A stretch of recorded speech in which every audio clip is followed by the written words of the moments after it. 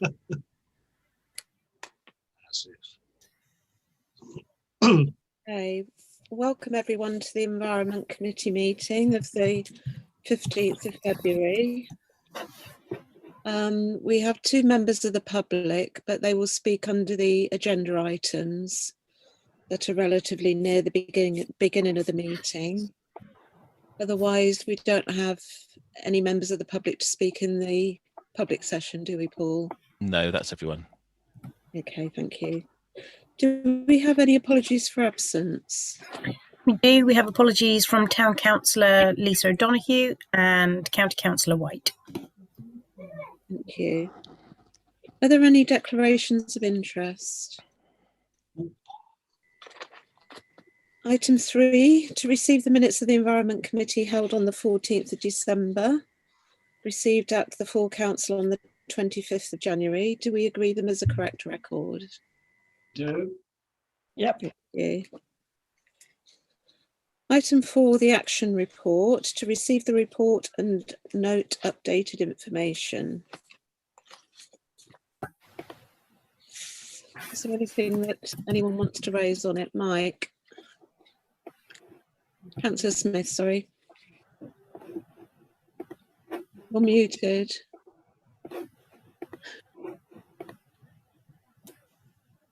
You're muted, Mike. Not now. I was hitting the wrong thing. Sorry. I do want to raise again the question of this finger post in the cattle pens. Yeah. We have had the money for that for getting on for 4 years now, although we only put it over onto this committee a couple of years ago. I just want to know what the current position is. I understood that it was going to be, you're still waiting for a date from the contractor, and I know there are difficulties with getting dates from contractors, but an update would be appreciated, please. Yeah, as you said, I'm just waiting for the contractor to go ahead with it.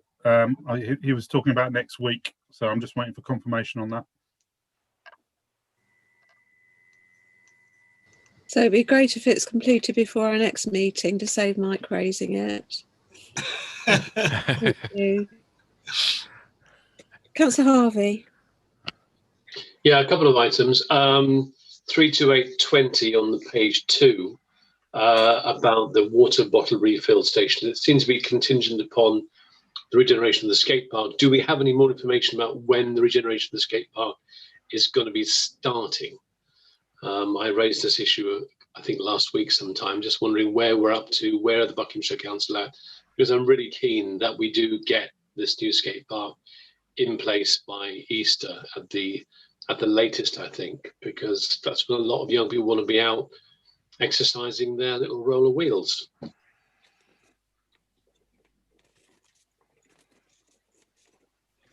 Do we have an update? Well, I was going to give you one, but I put my hand up and nobody takes any notice. Sorry, Councillor Stretchby, there's no need to be rude. I wasn't being rude, my dad. Speak now. I was in correspondence with the cabinet member. I got an email back from which I copied to the town clerk today, and he assures me that he will give me an update, and he's chasing it himself. So I hope that puts your mind at rest that the cabinet member himself wants it done. So, and he's in his correspondence, which I've given the town clerk, says he's going to follow it up. So I don't know what else I can do on that, John. If the cabinet member says he's going to chase it up, I don't think there's any one better, is there?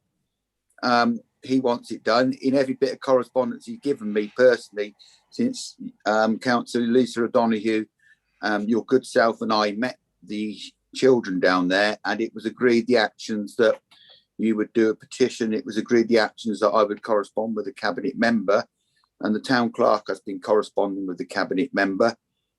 He obviously is going to come back with an update. I don't know what we can do, and we have got COVID. There is the situation of contractors working and one thing and another, and I've asked, for any drawings or any information relevant, which I think was your concern you raised at the events committee last week, that you hadn't seen any drawings. So I don't know what else I can really do apart.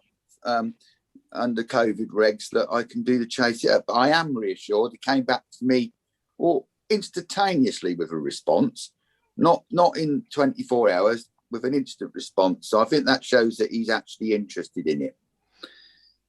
Councillor Harvey. Oh, well, that's good to hear. But obviously, we look forward to the information, and I'm going to keep pressing on this. But on from that, though, the item below in the list is about the BMX tracks. Now, we've apparently found out what size tracks are required. For me, that's not the end of the story, though. It says completed. Well, no, that's stage 1. Stage 2 is how are we going to get these BMX tracks happening? And the idea, I think the last time we talked about this was up at Lace Hill, on that mound behind the community centre. Where are we up to on that, please, Town Clerk or somebody? Yeah, I'd also mentioned to the Town Clerk that I didn't see it as completed, and I'd like to sort of move that forward because it's something that we've been wanting for a long time. Yeah, so on the BMX track, firstly, the action isn't clear enough because part of when we actually discussed it at council a while ago, there was a bit of, we weren't clear enough about the difference between a BMX track and a pump track. So a pump track is about 100 meters long of bumps and curves where you're kind of, it's very much like that, and you can get it in quite a small space, whereas a proper BMX track would take a much larger area of ground. So we're probably looking at a pump track rather than a BMX track. We did have a committee meeting quite recently where we decided not to use Lace Hill, and there were reasons for that in the paper that councillors agreed with. We've agreed to apply at some point to do one again in Heartlands, but I've held off from putting that in until we've had the initial conversation around devolved services, because obviously ownership of Heartlands might make that more or less complicated. That devolved services meeting keeps getting pushed back at the moment. So that's so we'll change the action to say bid for or put in pump track and leave it there as the thing that we need to do next. Councillor Stutchbury. Yeah, thank you, Chairman. No, the Town Clerk's right. We didn't define an area. If you recall, we had a young man come and put a case to the committee on his own for having a track at Lace Hill. The committee then reviewed that in one meeting. It then went to council, as the Town Clerk says. It was then reviewed and it was agreed that we would discuss this under devolved services. So I don't think that nobody's not progressed it. The devolved service conversation has not been as swift as it could have been. And what they were going to devolve to us is less than opaque. And so that conversation is still ongoing. I think it's a case that the council definitely wants to do this. The land at Lace Hill, we were advised, wasn't quite big enough.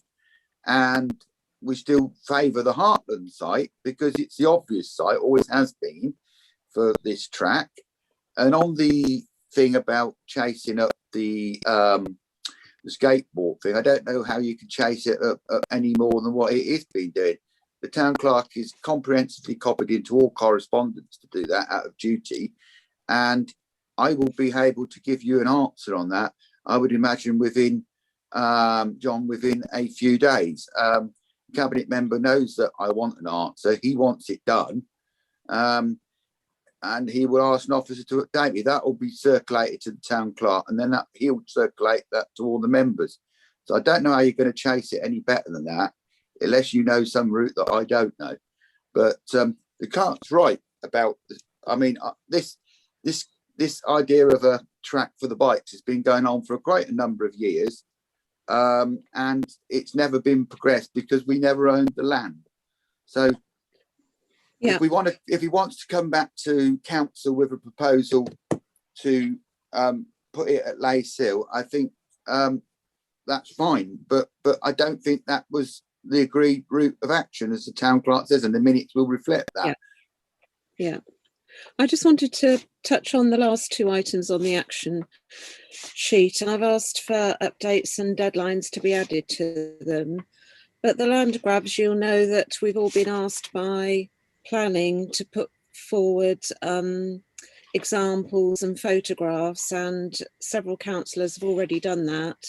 And Catherine will put together the report so that we can go to enforcement with it.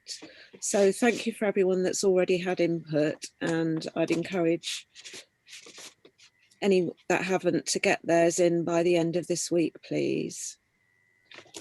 Okay. I've got another item, Ruth. Councillor Harvey. Yeah, it's just the last item on that page about the footpaths. Yes. I mean, I think, I mean, I'm just beginning to be aware of this, that the government have brought in some legislation whereby suddenly footpaths might disappear unless they're registered again. I mean, I'm Yes. assuming the Buckinghamshire Council and their rights of way officer or officer team, whatever there is, will be making sure that all the rights of way that are on the Buckinghamshire Council website are actually registered with the government, so we don't lose any of those footpaths. Yes, Councillor Harvey, that was the reason that we discussed it at our last meeting. There was the motion put forward by Councillor Stutchbury, seconded by me, for us to go through this process. Councillor Stutchbury. Okay, can I finish what I was saying? Just one more point I was going to say. It struck me the other day that with the likes of smartphones, people can now easily record the routes that they've walked, and it'll be very easy to demonstrate that a footpath is still in use by people's digital footprints that they'll be leaving behind if they've got that turned on their smartphone. Thank you. Councillor Stutchbury. Well, thank you, Chairman. You said part of what I was going to say, that you and I took a motion to committee because we both identified this as a real concern. So the idea that that was the last meeting, the only action that needs to actually take place was there was an agreed that we would do a small campaign on actually promoting this and making residents aware that that was the only action left outstanding. It could be that that is something the comms team are working on as we speak, and it will appear on social media. I've got no evidence to know they haven't done that, but we covered it pretty in depth in that meeting. The reason you and I discussed it in advance, and the reason you were so willing to second me on the motion, because we recognised the vulnerability of this to losing footways around Buckingham. It's not only that, it's to remind parishes that if they haven't got these footways registered, you may be able to walk out of Buckingham, but you definitely won't make your way towards Mays Morton if it's not in there. You definitely won't do that. Landowners, I served on rights of way for 4 years. Landowners, as a councillor, I can assure you, landowners have a different view of what rights of way are to people who use them. So the legislation's there, and we need to, and I know the town clerk's team will be working on this. We need to publicise it as we agreed, and it was, and if we can agree no other action from it through you, Chairman, I'll seek through you some advice on when we're going to promote that. That's all. Yeah. Town clerk. Yeah, thank you. It's on the list of things to do comms on. We're trying to plan comms ahead, so we're kind of doing things week by week, but it is on the list for the next few weeks. Thank you. Right, item 5, water vols. So we're very pleased to welcome George Eaton, who does wonderful work for wildlife, and water vols, of course, are wonderful as well. And we've got on the agenda to receive and discuss a verbal report from the town clerk, but we also want to suspend standing orders so that George Eaton can address the meeting. Thank you. Thank you very much indeed for giving me the opportunity. I don't know whether you have all got the various correspondence which I think has been sent via various people to the town clerk. There should be a email from Dr. Tom Morehouse of Wild Crew, Oxford University.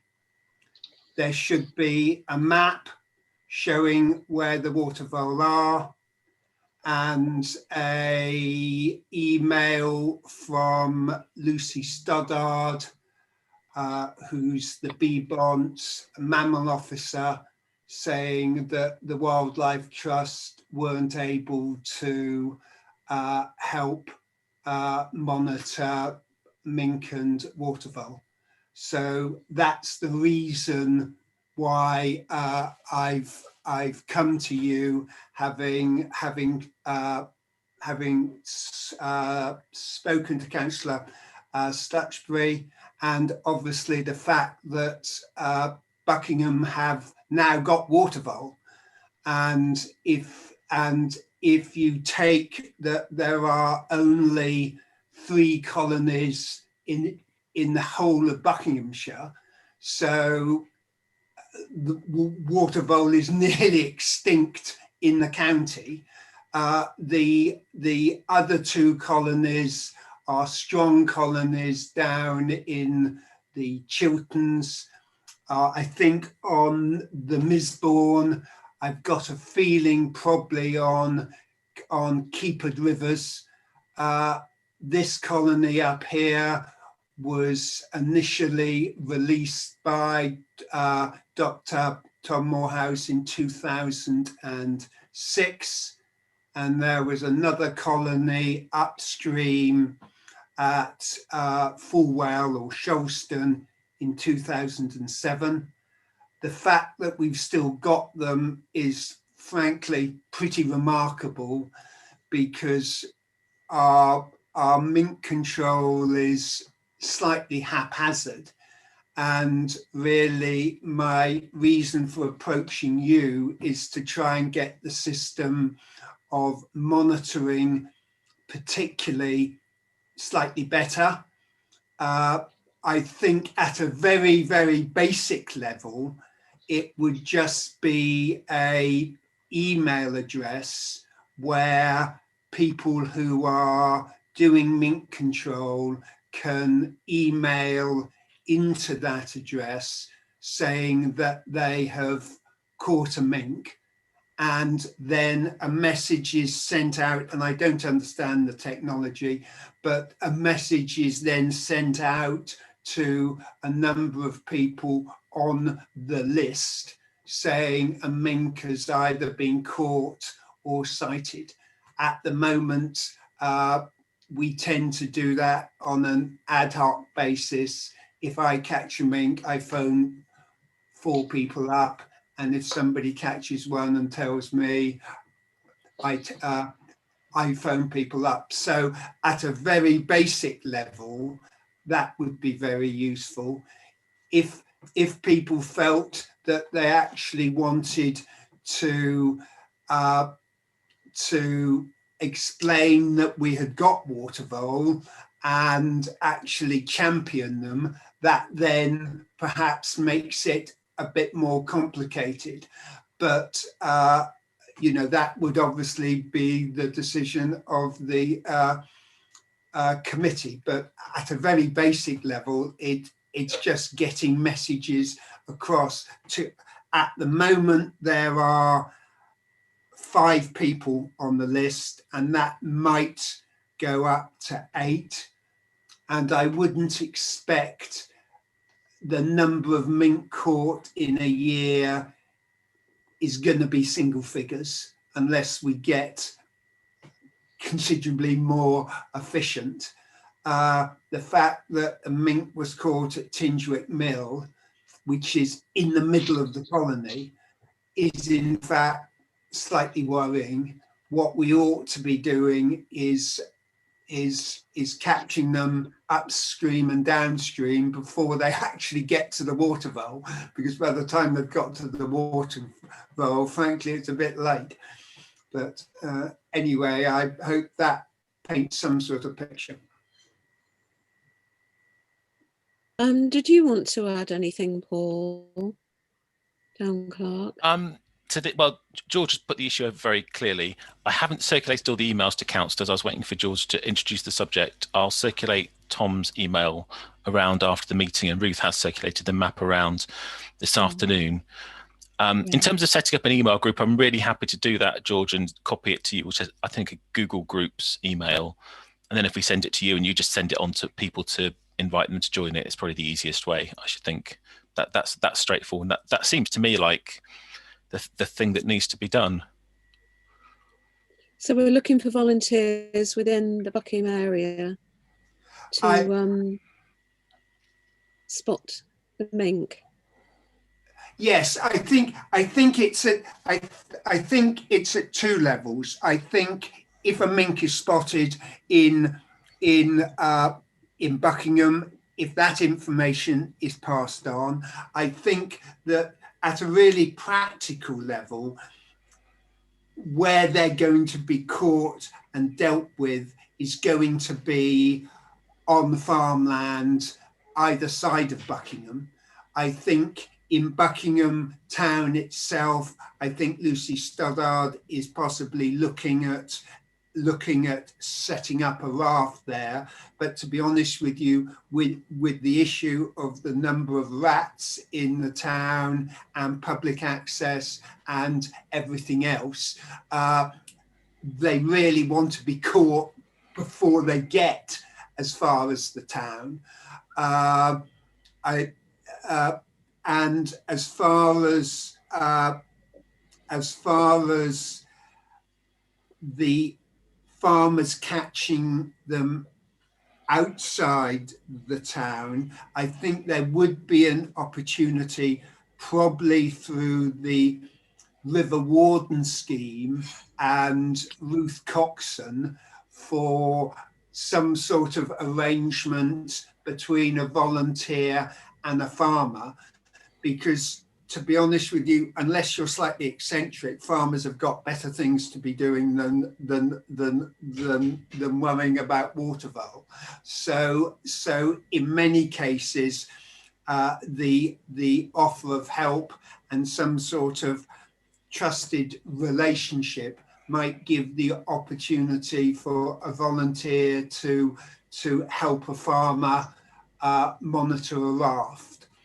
But that's something which is probably best done through Ruth Coxon, I would suggest, and the River Warden scheme.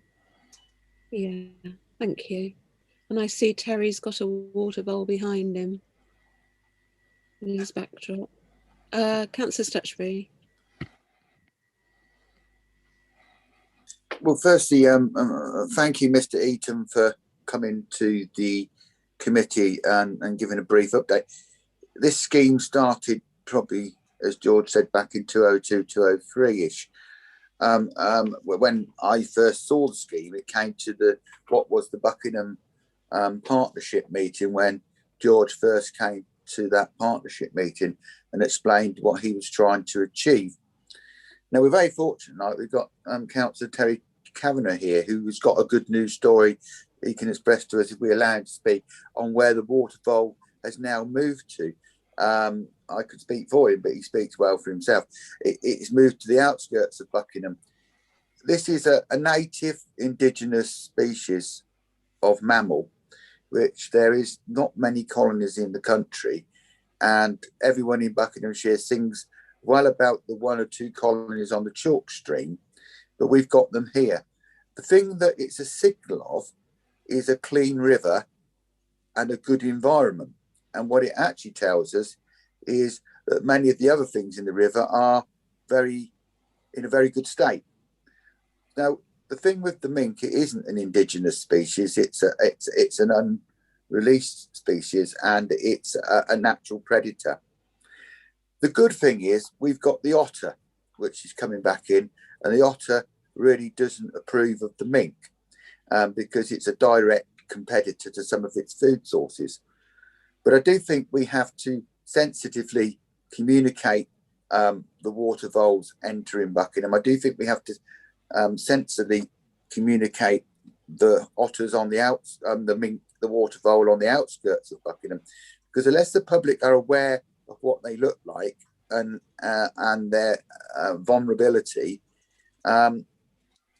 with a terrible summer, we could lose them altogether because they're that fragile. So Mr. George Eaton has been nothing more than dedicated to this for many years. And so I do think whatever we can do to assist him is appropriate. When you talk about these things, it's so difficult and sensitive. But I would like, through the chairman, because I think it's only right that Councillor Terry Kavanagh talks on this, because he can tell us some good news about where it's progressed to. So with your agreement, Chairman, I propose we suspend standing orders to allow Councillor Terry Kavanagh to speak about this, because I feel very uncomfortable talking about something that he told me. Yeah, no, that's fine. Okay.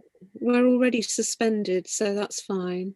Terry, would you like to? Yeah, sure. In short version, we've had multiple reports down at Hyde Lane at the nature reserve there, which is technically owned by BBOUT, leased to the Canal Society.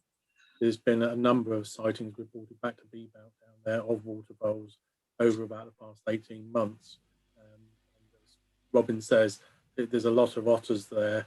The lake's been fenced against the otters, so the otters are now vigorously defending their food source, and people are reporting the odd skeletons of minks and bits and pieces lying around where I guess the otter's had his pick of the flesh and the fox has come along and consumed the rest.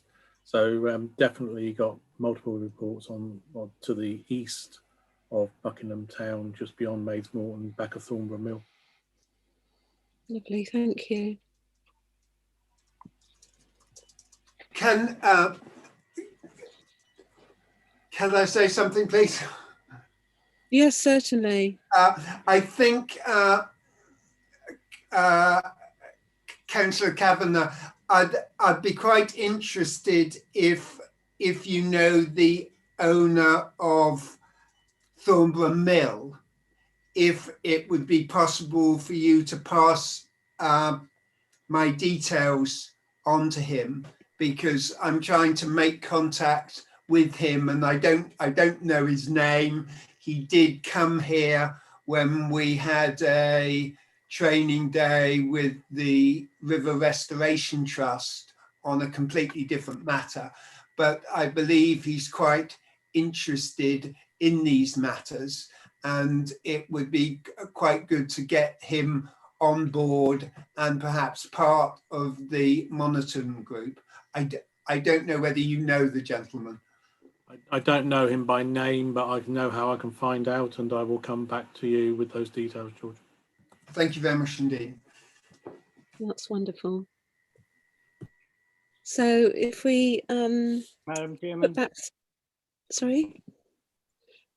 my hands up. Yeah, I was just going to suggest that we put back standing orders and then we can speak a question. Agree. Yeah. Okay. Thank you, Councillor Mahi. Thank you, Madam Chair. The question I want to ask is, do the people of Buckingham know what to do if they do see a mink? Are there notices with a phone number that they can call straight away? Or they just think, oh, that's a cute little animal running around. Are they aware of what's really going on? Have we put a new news story in the paper? Have we put notices up? So when people do see a mink and say, that's a number to call straight away. Yeah, that's a good idea. And they probably don't, do they, apart from the wildlife people in town? I wouldn't know what to do if I saw a mink, because I do walk Bolton Park at times, and if I saw a mink at about 8 o'clock in the morning, I wouldn't have the foggiest what to do about it. So that information has to be communicated to everyone in the town, that they are a danger to the rest of the wildlife, as the Councillor Sashby says, the indigenous vole. Yeah, I think one of the possible opportunities might be if you read Dr. Tom Morehouse's email, there might be an opportunity for the paper to speak to Tom, and perhaps some sort of article come out of that, which would be quite a good opportunity to get that information across. I think the gentleman's made a very good point, which actually goes back to my initial comment about the next stage up from a very simple Google email would be a actual contact point at the council for that sort of information. And you could actually, you know, I think one of the points to make is that, you know, mink are incredible, very beautiful, very efficient creatures, but they don't eat just water vole. It's in fact things like moorhens, kingfishers, etc., etc. So actually, the controlling of mink has a great benefit at a very large biodiversity level, not just for the water vole. It's something, you know, everybody ought to be,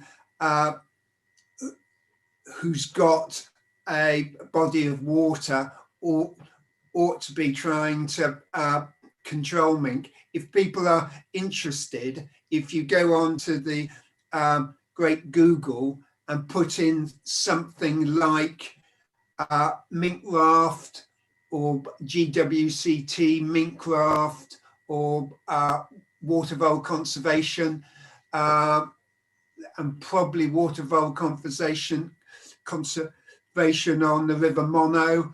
There's some quite good articles there about how water vole are being conserved. Town clerk. Yeah, while I completely share all the aims that we're talking about, and I'm happy to contact Tom tomorrow and talk about a possible press release and article. I think we do need to be slightly cautious about stimulating a conversation right across the town in terms of monitoring mink and reducing the numbers of mink. We don't want to get into an unhelpful controversy when actually the number of people who actually need to be looking out for the mink along the river is probably fairly limited actually in terms of each of the traps. I think it's about identifying where the traps are and supporting those people. While I think talking about water voles being present is a really good news story, I'm just slightly cautious about going too far down the road of asking everybody in the town to look out for mink when some people might object to that. Yeah, I think that's sensible, Paul. Okay, so can we reinstate standing orders? Thank you very much. Thank you. Thank you very much, George. Indeed. Thank you. Bye-bye. And we'll, bye-bye. And as Paul has suggested, the right balance of cautious approach, and Paul will also circulate the emails round for us. Councillor Stutchbury, did you want to add something? Yeah, I think, you know, the town clerk is absolutely right on the sensitivity of these things. But if we're far too sensitive, we won't have any water vole either. So we need to have a proper conversation about where the water vole is, a conversation about what habitat it needs, a conversation about what the water vole, how do I put it? A conversation around what the water vole endangers the water vole and what actually doesn't, so that you have a proper conversation around it, which I think professional people in the wildlife can do. What we can't do is signal about the mink, because what we're really talking about is the success of the water vole despite the mink, and we have to get that balance right. But it is a major improvement, isn't it? I mean, it was only when was it? I think it was 2019, was it? We had the river completely devastated by pollution. We, you know, the environment of the river has improved. We've been, as councillors, heavily involved in encouraging fish to be put back in the river.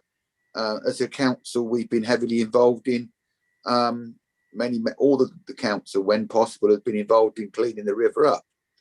Now, that work that we've done and those things that we've done and the careful stewardship of it has actually helped create the environment where these things happen. So there is an all-round good story to be told.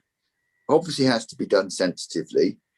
I hope that there would be some agreement on pursuing it on a broad front, of which the water vole being present, and probably a few lines from given to us from Councillor Terry Cavendish, who's going to talk to us later in the meeting on the next agenda about what's going on beneath Buckingham, because what it suggests is the water vole is not a great land animal, that it's migrated through Buckingham to Hyde Lane.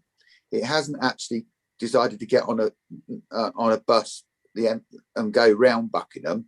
It must have passed through Buckingham, which would suggest that if it was only seen, there may be colonies just on the outskirts of Buckingham, the other side, they just haven't been seen.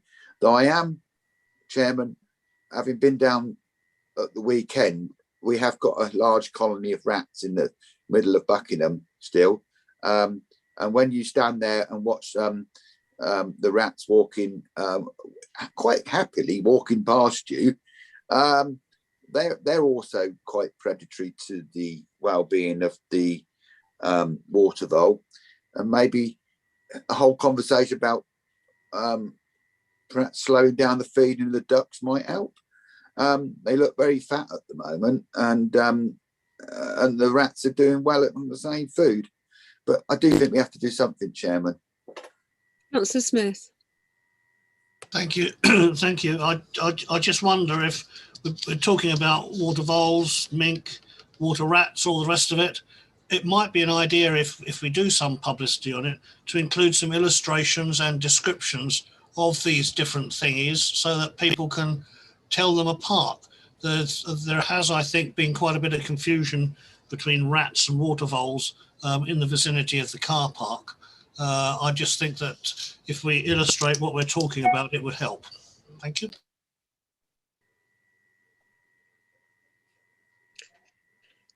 Councillor Gately.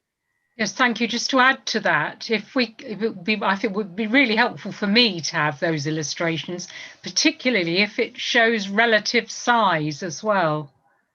The water vole related to the rat and the mink. Yeah. Thank you. That was all. Okay, is that everyone? So are we agreed to move forward with this, taking on board all the points that people have brought up? Yeah. Yeah. Yep. Thank you. Okay, and thank you very much to George Eaton for attending the meeting. Now Thank you. Chairman, we just agreed it, but we didn't agree an action. We sort of talked around it. Can I propose that we take on board what Councillor Smith said about the identifying and the information, including the species, and that was a good way of gently getting into the subject. And we put something about species identification, including the otter, and that's a good gentle way of approaching the subject. Can I propose that as a way forward, so we have an action? Yeah, well, we did have a lot of actions. I said everything that everyone had said, including the town clerk, who said about publicity and communications and moving it forward. Thank you, Chairman. So, it's just, I thought we did discuss a lot of things, as you said. yeah, it will all be included. Thank you. So item 6, Buckingham Canal Society. Welcome to Terry, and we need to suspend again, don't we? Suspending, that's the word, and I couldn't remember that word. We suspend standing orders so that Terry can address the meeting. Thank you. And I think there's a presentation as well, isn't there, Town Clerk? Yes. I don't think I received that. Nina had it, I think. This is where Nina's going to tell me I've got it wrong. I can send it you again. It was the huge file. Yeah, it's a big Dropbox. document. Is it in Dropbox? Yeah. The bad news is there's 55 slides. The good news is I'm only planning on going through the first dozen.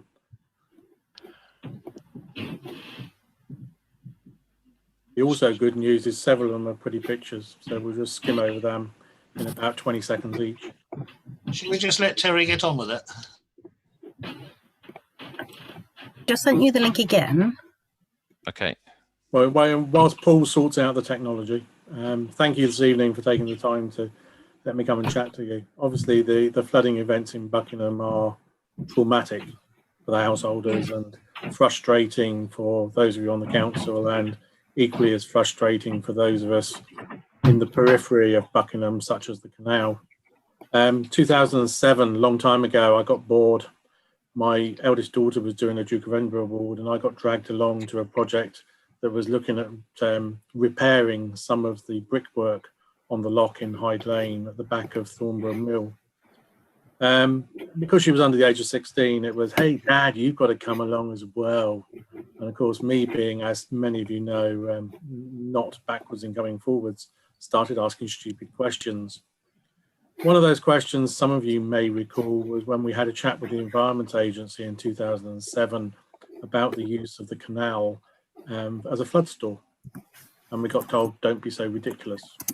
Roll forward to Christmas of 2007, when Lord Pitt reported back on his inquiry to the flooding, including Gloucester. Some of you may remember those pictures of Gloucester where they were about to turn off the power to the substation that was running most of the pumps, pumping people's houses out.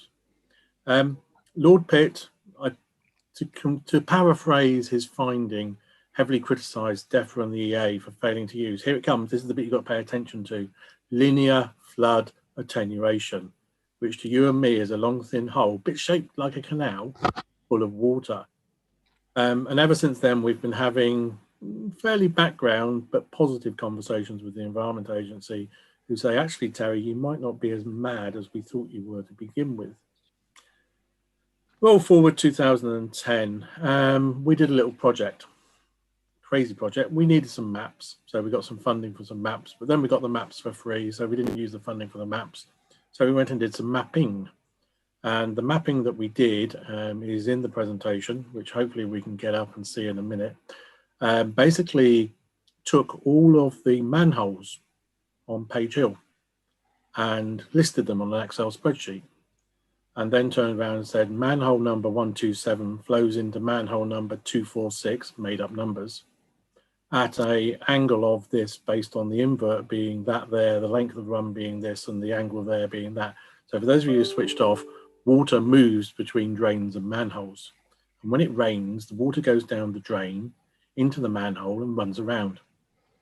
Many of you have probably heard the stories of manholes popping on Linden Village, basically because of the amount of volume of water running down the hill from Page Hill, the hill bit is in the name, to cause fair amount of back pressure on the pipes that discharge it into the river.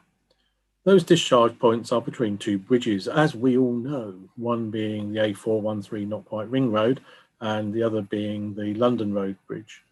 And by discharging loads and loads and loads and loads and loads, lots more loads of water into the river between those 2 points, it backs up. Therefore, it can't get under the London Road Bridge. Therefore, Welsh Street and all its friends flood. I know I'm teaching everybody granny to suck eggs, but the map shows where the water comes from, which manhole goes to which manhole and discharges into which discharge point. The really interesting thing is, up on the hill, if you go and stand where the lollipop man stands, or lady, depending on flavour of the week and school shutdown and everything else, by the bus stop, there are 3 drainage networks on Page Hill. One comes trundling along and discharges at the back of the BP garage and proverbially pours out. Another one discharges round by the Otter on Linden Village, I should say. And the other one trickles, a little trickle of water down a little culvert that runs the entire length of the A413 at the back end of Linden Village and is about 10% utilised. That one then crosses the road by Bolton Meadow Academy, where there is a large pit that is intended to accumulate sludge and grime as the flow slows. Oh, it's meant to be washed out every year. Last I knew, Ken remembered it being done about 10 years ago. We actually cleared the culvert on the other side of the road where it crosses there to the open culvert that flows down to the river. We actually did that with some Duke of Edinburgh students, I should be more polite, Duke of Edinburgh students from Stowe School several years ago, to actually reveal the concrete trough that was underneath the sludge that was in there.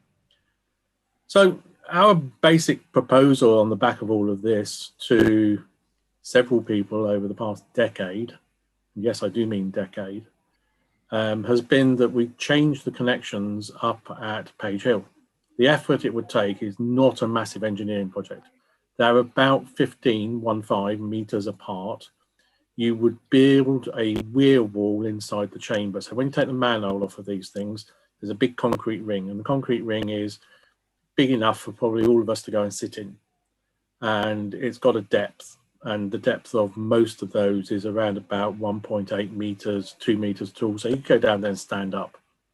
If you build a weir wall in there so that the water backs up and doesn't discharge, example one, straight down to the BP garage pipe, but goes across the new connection to the other network, it would actually move the flow by doing the various interventions to bring the flow down the outside of Linden Village, across the road and outside the pinch point.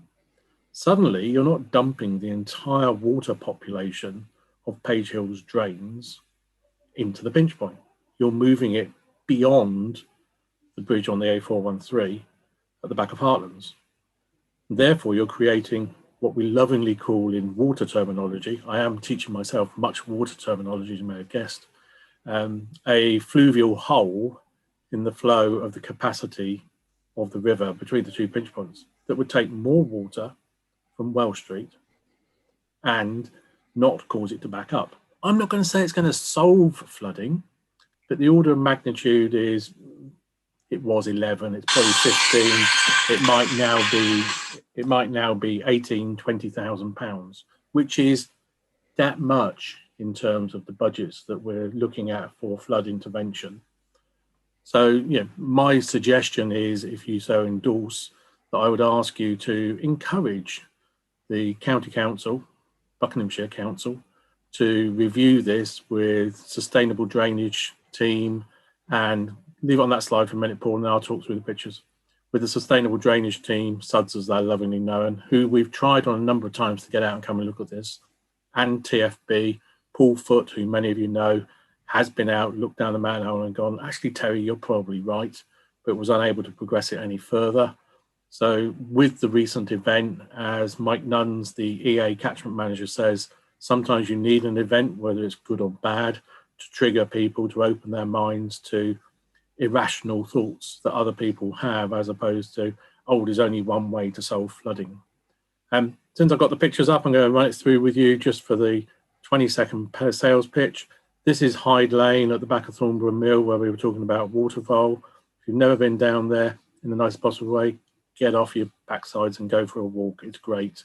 It's better in the spring. It's a bit muddy at the moment, but you can see here one of our corporate days, removing the reeds to clear the water for our little waterfall friends, and multiple other benefits that it brings.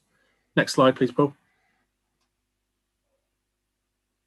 This is a bridge about 2010, 11 years ago, that we restored down on Little Hill Farm, just beyond Thornton. By beyond, I mean on the Milton Keynes side of Thornton. As an example, the coping bricks on that ridge in the top there that you can see was actually made by one of our volunteers building a mould from one of the bricks that remained, then hand casting and firing each of those bricks. The restoration of that bridge is in no way perfect, but we saved the structure, which was the important thing at the time. Next, please. Most recent, this is completed last November, was the first time we had a tractor going across this bridge. This bridge funded, as it says there, 75,000 European money, 100,000 material costs, and about £300,000 worth of volunteer time to build a bridge It's designed at 100 tonnes, but it's actually rated at 44 tonnes, being the largest Arctic you can put on the road. Next, please. Lots in there. I'm sure you can get the slides circulated. I'm not going to read all this lot, but short version is we're looking at the canal more than a canal restoration. It's about flood management, building balancing lakes, stuffing water somewhere as fast as we can when we've got too much, and then being able to use solar power to pump it back into the canal to supplement the summer stream volumes of water to make sure public water abstraction for drinking water is not affected, and also that would help reduce some of the limits on farmers and things for abstraction limits that are imposed due to drought. Next slide, please. Little maps. This is network. Top one is obviously Page Hill. On the left, you can see something called IL 77045M, which is one of the manholes. There's various data around these. I've given you the summary. I'm very happy to take anyone who wants to sleep through it, through the high details there. The other point I would make on this is phosphates. There's a lot of phosphate in the river and everyone thinks it's the treatment works. It's not. Most of the phosphate can be dye tested and proven to be cross-connected, by which I mean Fred moves into a house on Page Hill, puts his dishwasher next to the sink and says, washing machine, oh, we'll put that in the conservatory. Oh, we'll plumb that in that drain there. And that drain there goes surface water straight to the river. It doesn't go through anaerobic digestion at the treatment works, therefore high phosphates. One of the things we want to do as a sort of supplementary stage of diverting this water is to look at reed beds and other things. We're actually got a project up and running down at Hyde Lane at the moment. We're waiting for funding confirmation from Anglian Water to develop a managed wetland reed bed alongside the stream that flows the water from the canal spillway to the back of the Thornborough Mill and into the river. But that's another story, as they say. Next slide, please.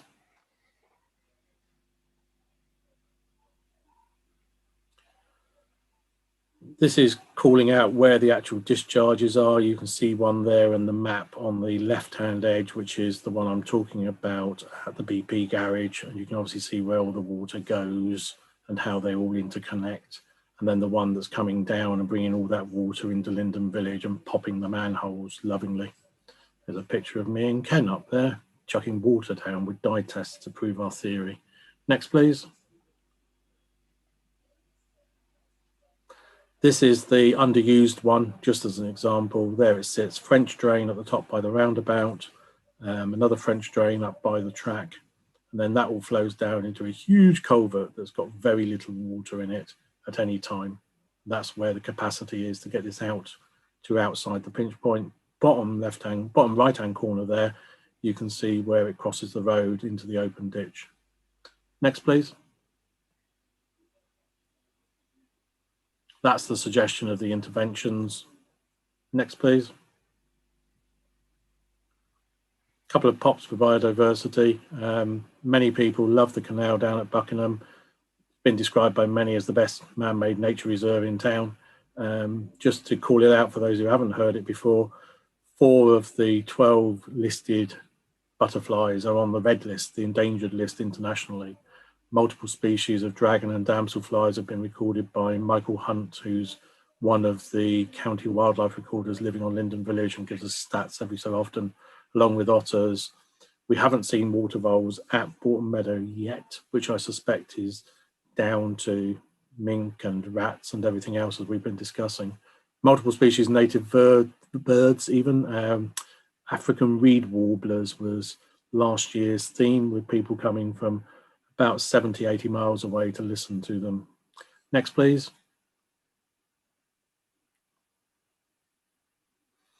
There's some more on some of our furry friends down the bottom there, as well as various of the identified butterflies. Next, please. I'm not going to bore you with this video, but if you do get a chance, then I'll get you to click on it and you can watch the picture of us going time-lapse digging with a digger. If you want to come and have a go at the digger, you're very welcome. We do run a training scheme and qualifications and insurance, so come for a day out and help us dig some canal. Currently we're working down at Cosgrove. Next please. I am going to make you read this and then I'm going to shut up.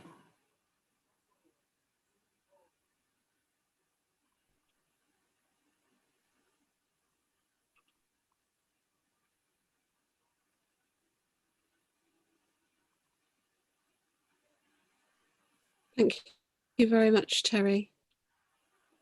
That was wonderful, very informative, and sounds like an excellent plan for moving the surface water around Buckingham.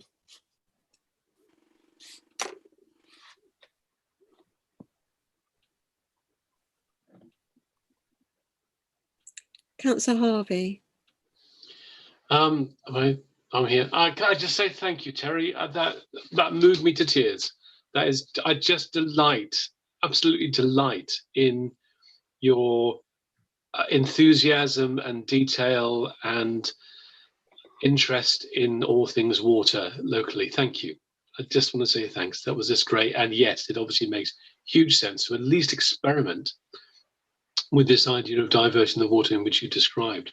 So we need to get onto East Anglian Water and see if they'll be prepared to go for this. It makes so much sense.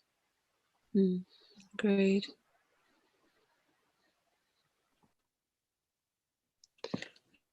Okay, are we all fully in support of that scheme? Could I speak, Chairman? I put my hand up. Yeah, I couldn't see your hand. I put a hand up on the screen as well.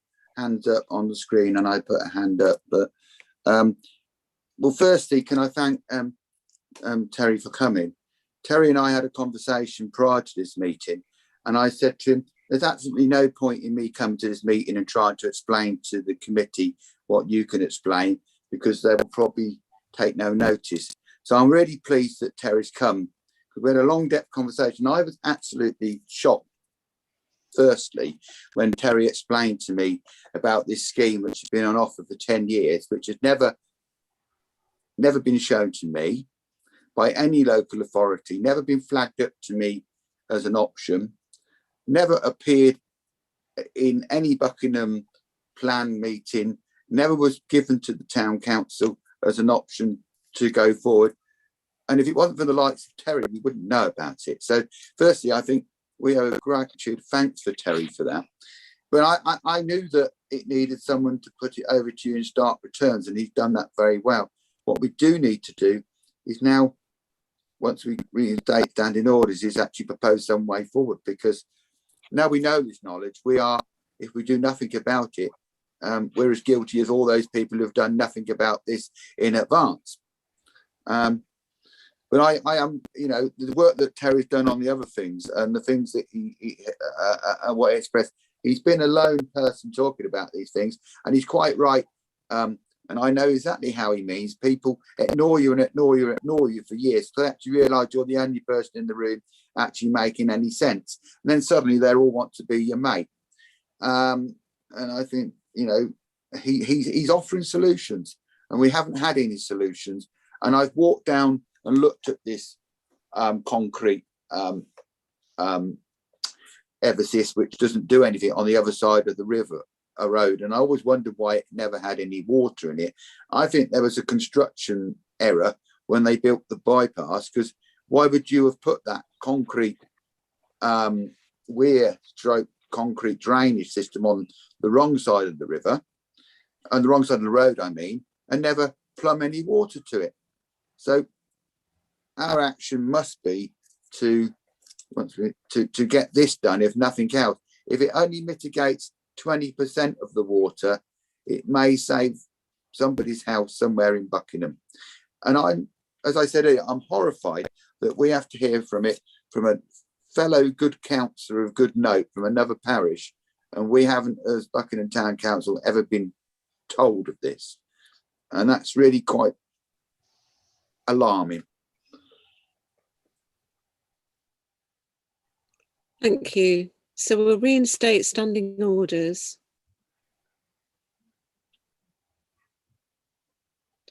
and propose that we do what we can to move this forward. Yeah, did you want anything specific, Councillor Stutchby? Councillor Gately's got her hand up, Chairman. As says Councillor Smith. I can see Councillor Smith. Oh, I can see Councillor Margaret Margaret Gately's had it up for some considerable time. Yeah, well, I couldn't see her with it up on my screen. I think I've got a bit of a delay on That's okay, my laptop, Chairman. because as the slides were coming up, it was taking a while for me to get to the right slide on my laptop. So Councillor Gately and then Councillor Smith.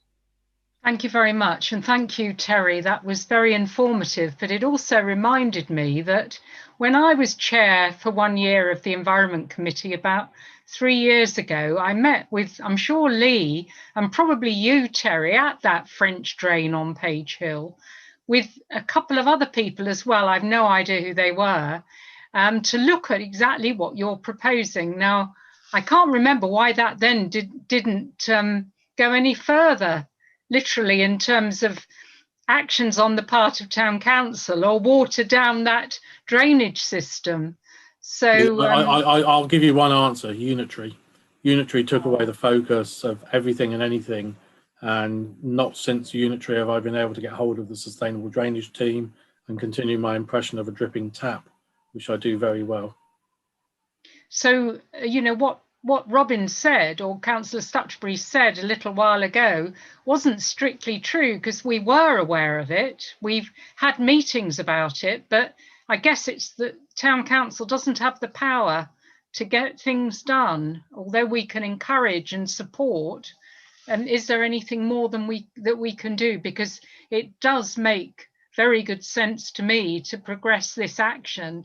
And particularly as we've just had these serious floods, I think the time is right for us to push for action to get this done before it's too late for the next lot of flooding. Thank you. Well, if I can respond, when I say isn't strictly true, I was not aware of it, Councillor Margaret Gately. I didn't mean I wasn't that. aware of it till Councillor Kavanagh told me. So if it was in a minute and I was in a meeting, remind me. But I was shocked when he told me, because I think Terry knows that when he told me, I was completely flabbergasted how I'd never heard of this. So as to say it wasn't strictly true, I think that's probably unfair. No, I certainly didn't mean to impugn that you were saying anything incorrect, Robin. But we had certainly, I'd been called upon to go and inspect that or have a look at what was possible down there about 3 years ago. Okay, it was Councillor Smith that I was going to call before Councillor Stutchbury jumped in. Thank you, Chairman. Now we've got that little bit of meeting discord out of the way. I'd like to add my thanks to Terry Cavender for all of that. That was really eye-opening, almost eye-watering, as Councillor Harvey said. I would hope that the slides, or whatever it is that presented those slides, is circulated to us all pretty sharpish, because it is something that I'd rather spend a bit more time looking through. And I do believe that this is something that we ought to promote and push forward with alacrity. I'm not sure of the mechanism or the people that we need to get this to, but it certainly should be done as a matter of urgency. And we need to continue to drip, as Terry has done, to ensure that some improvements, whatever they may be, are made. Thank you. Thank you. Councillor Stutchbury. Well, I'd like to propose that we ask, with the assistance of Terry, to put together a cost for this and put a bid in to have a scheme to look at this to attract the proper funding, because evidently, I think when he says about the Unitary took away all the fresh air out of it, I probably respect that remark. I think we need to agree that we will go out and pursue this as a project, and we could use the community board's been very good. I can tell you, as a member of the community board, 3 signatures on a piece of paper to allocate funding to all sorts of things. And I think this is something that we should, with some help, put to a community board to allocate seed funding to get this actually on the table, which is a proper working document, which puts a cost and proposal to do it so that they can't walk away from it. Then we can go out to get proper funding to do this. Then we can lobby Transport for Buckinghamshire on why it was never brought forward in the place. And then we can use the information that Councillor Margaret Gately brings, the fact that it was discussed once before, and we can apply pressure. Because what's happened in 2007 and what happened in 1998 was, once you move 12 months beyond the flood, the attention of the local authority very soon switches off. So we have a small window of opportunity to get this. And I've seen no better offer of some help. So I'd like to propose that we agree that we go and get a funded, costed scheme put together to put a bid to the community board or Buckinghamshire Council or anybody to get this. But I think the community board can fund it. They've just wrote checks out for different parishes, as I've seen, for with nothing more than an email from the community board officer, would you approve this scheme? And all you say is, yes, I'll approve this scheme. And it appears that you can give out £5,000 here, £2,000 there, £500 here, just like that. So I think Buckingham should have just like that, some of this money to get a feasible scheme put together. I'm happy to second that proposal. Are we all in agreement? Yep. Yeah. Can I just say I'm happy on behalf of Buckingham Canal Society to very much partnership with Buckingham Town Council in that bid. Thank you. Solid, Terry. Solid, mate. Solid. Thank you. Is there anyone against? Any abstentions? Thank you. We'll record that as unanimously agreed. And thank you very much for your attendance, Terry. I know your surname's Cavender, not Cavendish. I get called many things, believe me. Usually fat bloke in orange t-shirt works. But thank you for your time tonight. I shall run away and see what my wife and daughter are expecting me to do now, and go and leave you to enjoy the rest of your meeting. Thanks for your time. Thank you. You lost weight as well, Terry. Item 7, flooding. To receive and discuss a written report from the Estates Manager on the Council's planned service response to future flooding. And you've all had the full report with the recommendations that we investigate the feasibility and cost for obtaining removable flood defence barriers for Cornwall's Meadow toilets and shop mobility. The items listed are ordered from the Environment Agency to add it to the Council's flood kit, and that the Council agrees that a temporary emergency response will be made where staff are available that cannot be guaranteed, and the flood information described is published on the Council's website. It seems eminently sensible, and I hope that we would all support it. Councillor Stutchbury. Following on from what I said earlier, being a unitary council, you see lots of things, and some of them really quite good. I think this is something that we should put together very quickly, and the emergency funding scheme money can fund this. As I know for a fact, one of the parishes that I am lucky enough to look after have just been awarded money for pumps, for equipment to dry out properties after they've left, and many similar things, which is marvellous because it's a large village which was really devastated. So I don't see that this doesn't fit the very same grounds and conditions as what they were allocated to that parish. Now that was the £10,000 I think that was taken out of which was the initial emergency fund, which they couldn't actually get out. So I think with the town clerk should be, and I'll support it as a Buckinghamshire councillor, us making a bid for this, for the funding to that scheme, because the rumour went round, and I'm not sure where it is. That's why I've asked for an audit trail of the funding of the community board, and why I've asked for the next community board meeting that all the funding of where it went on the agenda, because we should be getting equal and as as fair deal as everyone else. And if that village can get 2 pumps and what they, I don't know what the word is, something that dries out the property afterwards out of the Buckinghamshire Community Board funding, Buckingham could get this. Don't see why. Why not? It only seems to take 3 signatures from a councillor, and you can get any money now, it appears. Thank you, Councillor Gately. Thank you, Chair. I'm in full agreement of this. I think we need to do it. Just a minor point though, on page 6, the second paragraph, there seems to be something missing. It says, once a year, check that all of your flood defences are in good working order and that any plans you have made, and then it just runs out. So there seems to be just something missing there. Yeah.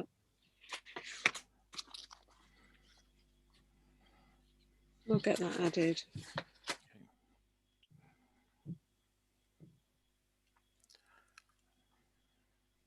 Okay, Councillor Stutchbury.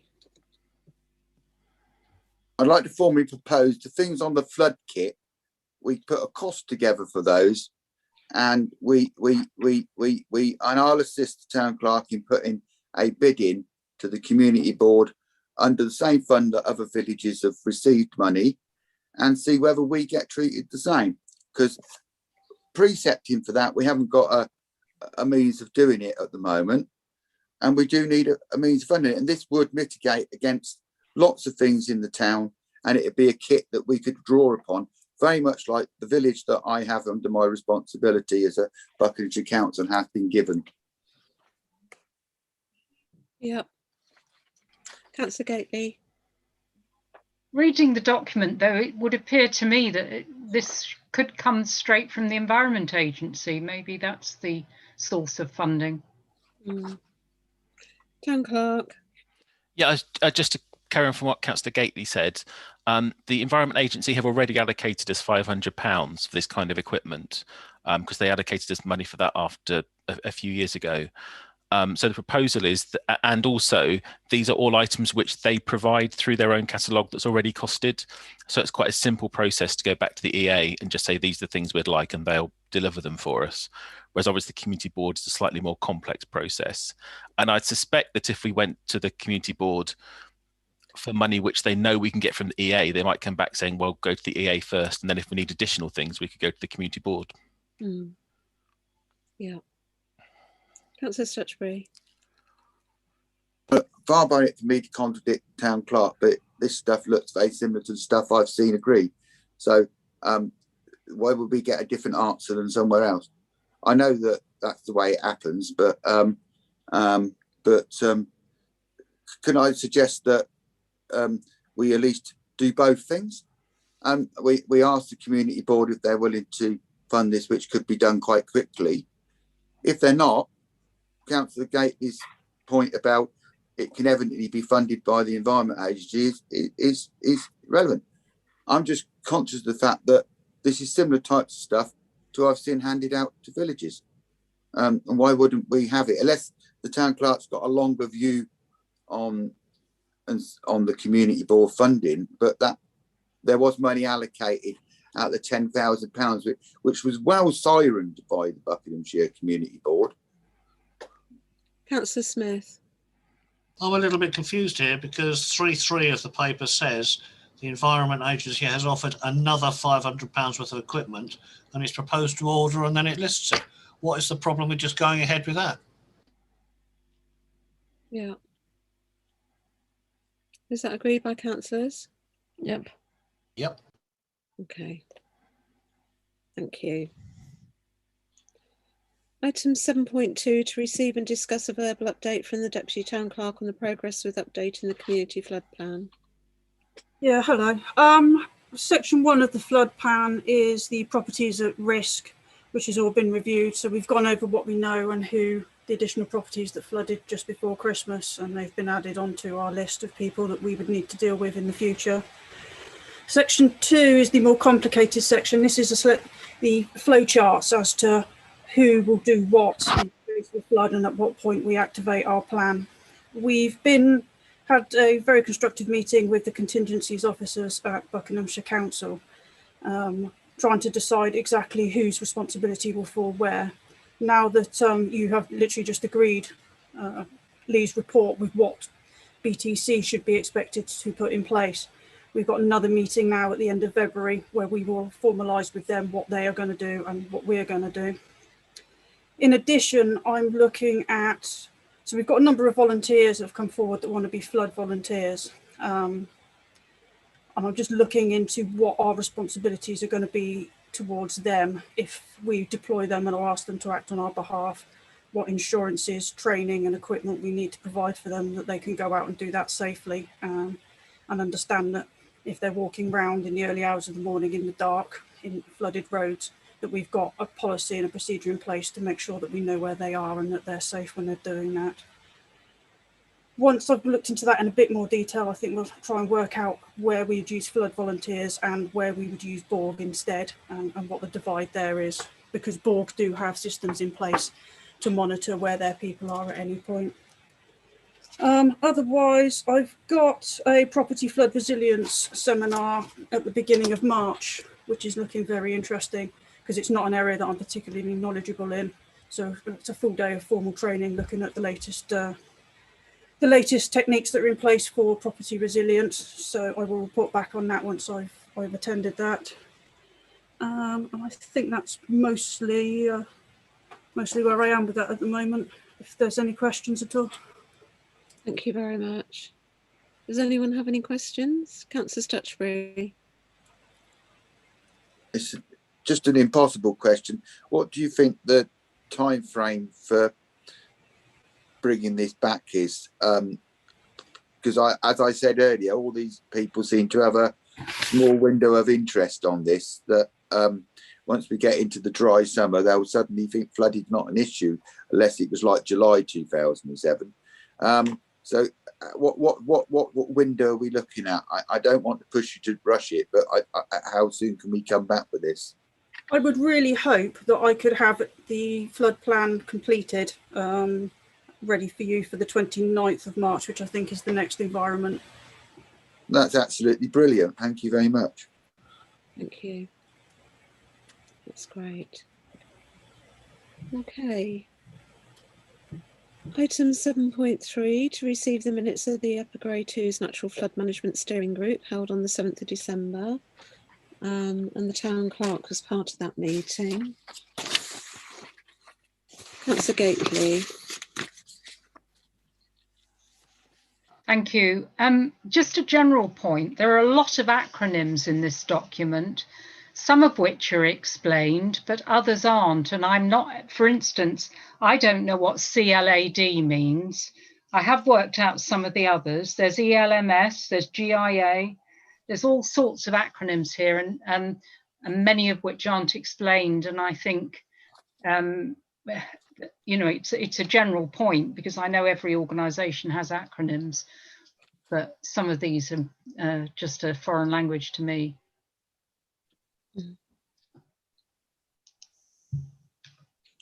Councillor Stutchbury. Thank you, Councillor Gately. I'm glad I'm not the only one who finds acronyms absolutely laborious. They're wrote by people who don't want you to know what they're saying. And so we all skirt through a document absolutely not knowing what the terminology is. And if you ask, you're treated, and if you somehow a different species, I think acronyms should be banned from sort of documents like this, and plain speaking English language should rule the day. I'm not sure what they mean. The document's a fantastic piece of work, but I'm a dyslexic, and I'm a dyslexic to acronyms. So reading it to me was just a bit like doing the 11 plus at the time. Very good if you like doing a code, but I couldn't work it out or follow it completely successfully, so gave up. Town Clerk. Yeah, having sat in on the meeting, I'm not sure I can provide much light, to be honest. However, just to highlight that Annabelle, who's the project worker, is being invited, I think, to the next environment meeting to come and talk through the work. So she'll be able to explain it with great clarity, I'm sure, at that point. Yeah, thank you. Councillor Ralph. Thank you, Chair. Just to confirm Margaret's, Councillor Gately's point of view, I was about to put my hand up to say exactly the same thing. It's double Dutch as far as I can see. And if you look at item 2, project overview, recap the two-strand approach to project, modelling and engagement. What in God's name does that mean? You know, it's a perfect example of where we need much more clarity. Thank you. Councillor Smith. Thank you. Well, we moaned about the acronyms. Now let's see if we could do something about them. Could I propose that in future, any documents put before council or its committees contain a list identifying any acronyms used within that report, whether that be produced by a third party or produced internally? Yeah. Is that agreed? Yeah, I agree. Yes, indeed. Thank you. And we look forward to having them at our next meeting. Councillor Stutchbury. Will she be bringing her friend Ackerman to the meeting? Because obviously it's something she likes, or a good friend. Because I'm really glad that Councillor Smith put a way forward to this. But you know, this is overkill, that document, and Councillor Gate is right. Yeah. Okay. Item 8, Climate Emergency Action Plan update. You'll see that we've updated it a lot on the environment issues, and there's the 4 of us that are climate champions that are breaking up the Climate Emergency Action Plan and looking to see how we can progress each item. And I've also asked the other committees if they can have it as a regular item on their agendas. And I also note that later on our agenda, to do with social media initiatives and small projects, one of the things there that they're going to publicise for us is the Climate Emergency Action Plan, and ask the public to help with achieving it. So we're working on it and progressing it. And is there anything that anyone wants to raise? Councillor Stutchbury. It's probably something not for this committee, but when it comes to where we place our short-term to long-term money, which we have a duty to see that we get a return on it. I'm not sure whether it actually is something that we would consider, but one of the big signals with climate emergency is to have an ethical investment policy, so that you only invest in things which are likely to be environmentally friendly and least ethical.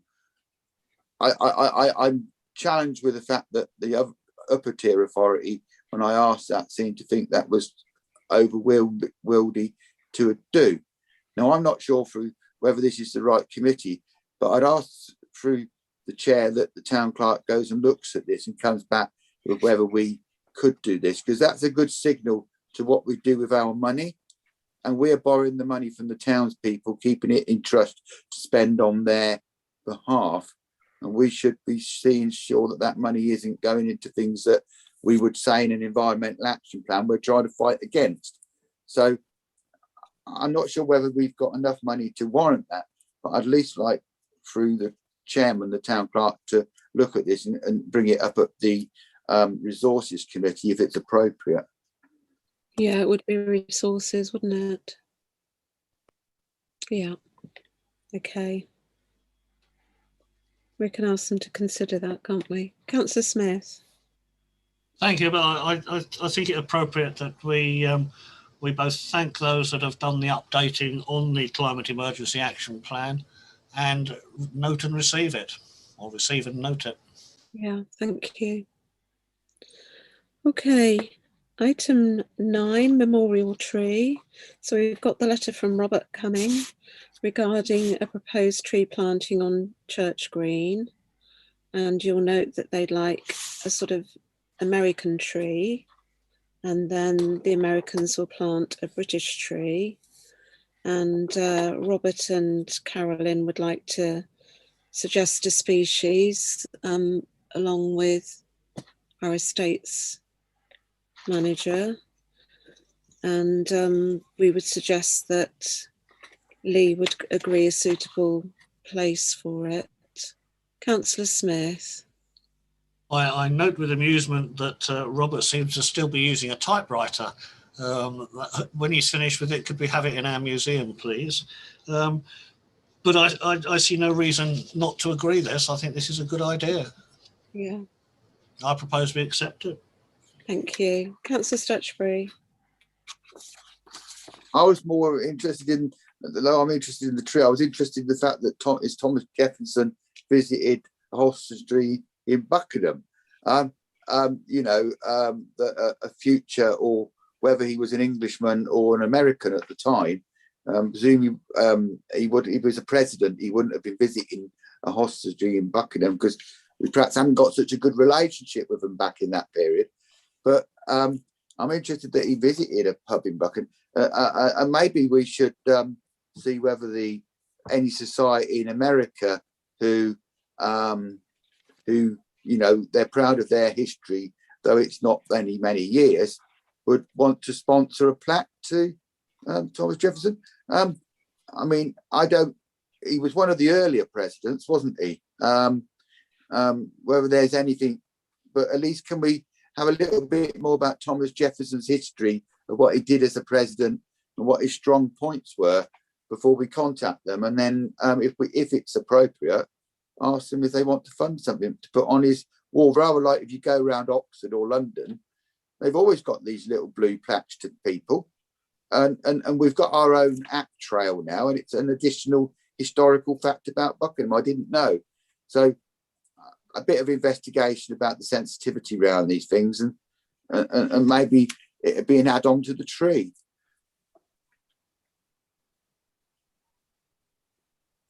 Does anyone else want to say anything? No. Councillor Harvey. I'm just looking up some quotes really from Thomas Jefferson. I quite like this one. Bigotry is the disease of ignorance. I think we should remember that. Bigotry is the disease of ignorance. Thank you, John. Councillor Smith.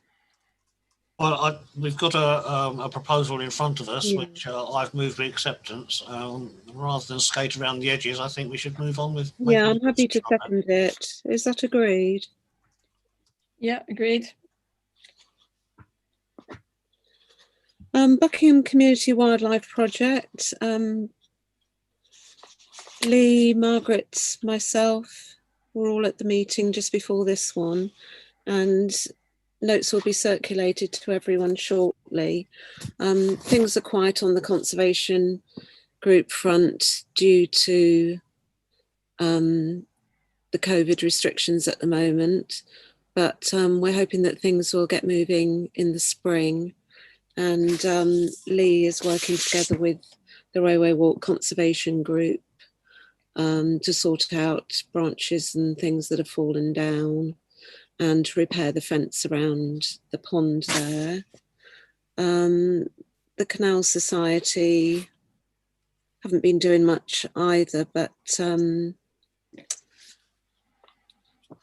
we did have Michael Hunt at our meeting, and he's the wildlife recorder there, and also told us lots of interesting things about wonderful trees that we've got in Buckingham. So I think that was about it, unless Margaret or Lee want to add anything. But I'll get the notes written up and circulated to you all shortly. Councillor Stutchbury. I believe it was this committee some time ago. We had a lady visit us from, she visited us from the church who were giving trees. Whether it was this committee, I gave the details to the town clerk. Now, there was an organisation which they went to a community board environment meeting, and they're making tree species available. So rather than us do that, I think the town clerk had the details of her. She's a resident in Buckingham, and she works from a church outside from Milton Keynes.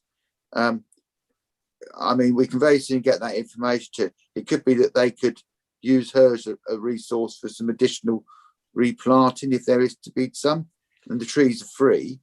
It's nothing to do with the Buckingham Community Wildlife Project, but we do have the tree wardens looking for suitable places for planting trees, and Michael had some really good ideas to do with ashes and elms, because you know they've been under threat in recent years to do with diseases. And he also wants to save the willows along the riverbanks and perhaps plant some new willows where we're losing willows.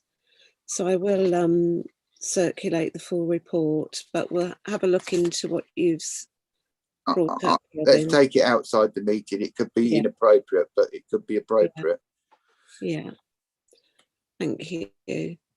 And the local nature recovery strategy, Lee and myself went to that webinar, which was really interesting.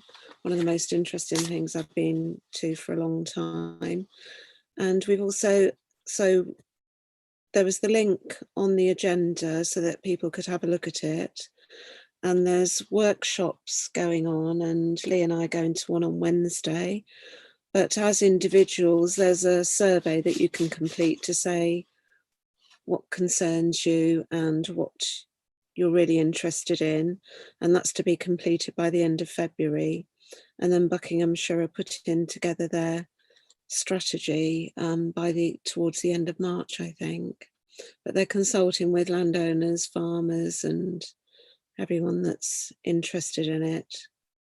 So that looks really positive, and we will keep you updated and let you know how it goes. I mean, a lot of the things that they want us to do, we're already doing in Buckingham, you know, with all the different wildflower meadows and everything. So, and we've got the edible woodland as well in the town, as well as all the nature conservation areas. So I think we're ahead of the game, and we're also looking at less cutting of grass on the bypass and things like that, so that the wildflowers can take over. Do you want to add anything, Lee? Sorry. I think you covered most of it. It'll be interesting to see what the workshops bring up, and if there's anything of interest that we can bring it back to the council or the committee, we will. Thank you. Yeah, we'll keep you all informed. So item 12, the Holocaust Memorial Stone, and there's a written report from the town clerk. Councillor Smith. Thank you. Yes, I'm keen to support this. I just have one query really. Memorial stones of this nature need to be fairly sensitively designed, as well as placed where anybody can access them. So there's two issues there, which I think we should bear in mind, and that is the design of the stone to cover not only the Holocaust of the Jews, but also the Cambodian, Rwandan, Bosnian, Darfur, and ongoing type things. And the other thing is many people who wish to pay their respects at such an item may be older, less mobile than others, so it needs to be in a position which is readily and easily accessible. Yeah. Otherwise, you know, with those two provisos, I'm happy to support this. That's very sensible. Yes, it should be accessible. Councillor Harvey. Thank you. Sorry, yes. Yeah, I've been looking at a map of the park, trying to think where would be the best place to put it. And it strikes me, because there are some picnic tables there, and it's a relatively accessible place too, is somewhere perhaps by the Borton Mill Weir would be a suitable place for it to go.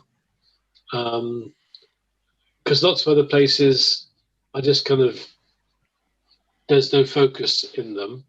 and obviously we wouldn't want to put it anywhere near where we have the bonfire and the fireworks. I mean, there's obviously there's the other end, but that can get lost amongst the trees. So I just thought that might be the most suitable place. But I'm open to suggestions. Lee might have some ideas. I don't know. You might be pondering on this too, Lee. But I agree with what Councillor Smith has said as well about the design, the construction, the words are something we're going to think about very, very carefully, and maybe seek guidance from, I don't know, the Holocaust Memorial Foundation or similar sort of body as to whether there is a standard form of words that we can use rather than try and invent something ourselves. Yeah. Councillor Stutchbury and Councillor Smith.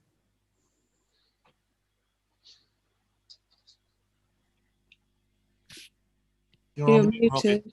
Sorry. Well, firstly, apologise for not unmuted. I'm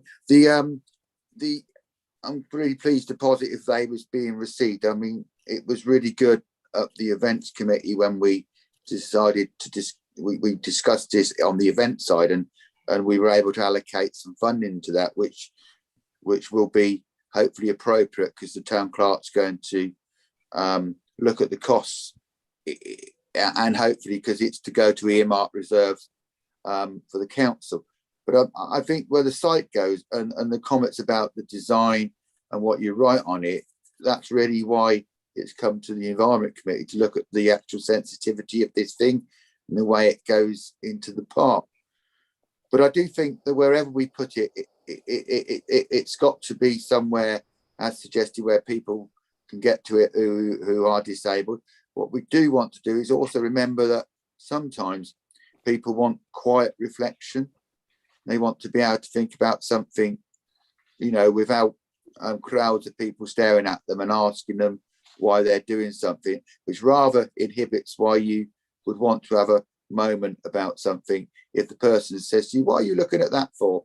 That's your quiet moment of reflection taken away. So I think we really need to incorporate that if possible, because it's not the subject you want to shout about, and it's something which is quite disturbing, isn't it, that we would have to talk about the Holocaust. But if we don't talk about these things, then they're likely to happen again, aren't they? Yeah. Councillor Smith, did you want to come back? Thank you. Yes, I'm just in response to Councillor Harvey's suggestion as a possible location. Where he suggests is, of course, adjacent to the car park, which may be beneficial for some people wishing to use it. Yeah. Yeah. Okay. Are we all in agreement, taking into account the comments that have been said? Yeah. And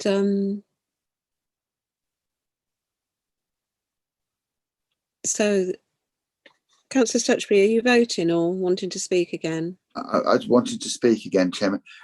I think it's important that we ask the town clerk to what we're having a discussion here about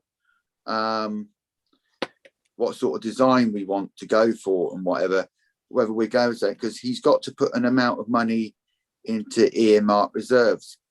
So we should give him a steer to what sort of thing we're looking for, because there are funds available from events to cover this, and that's been agreed.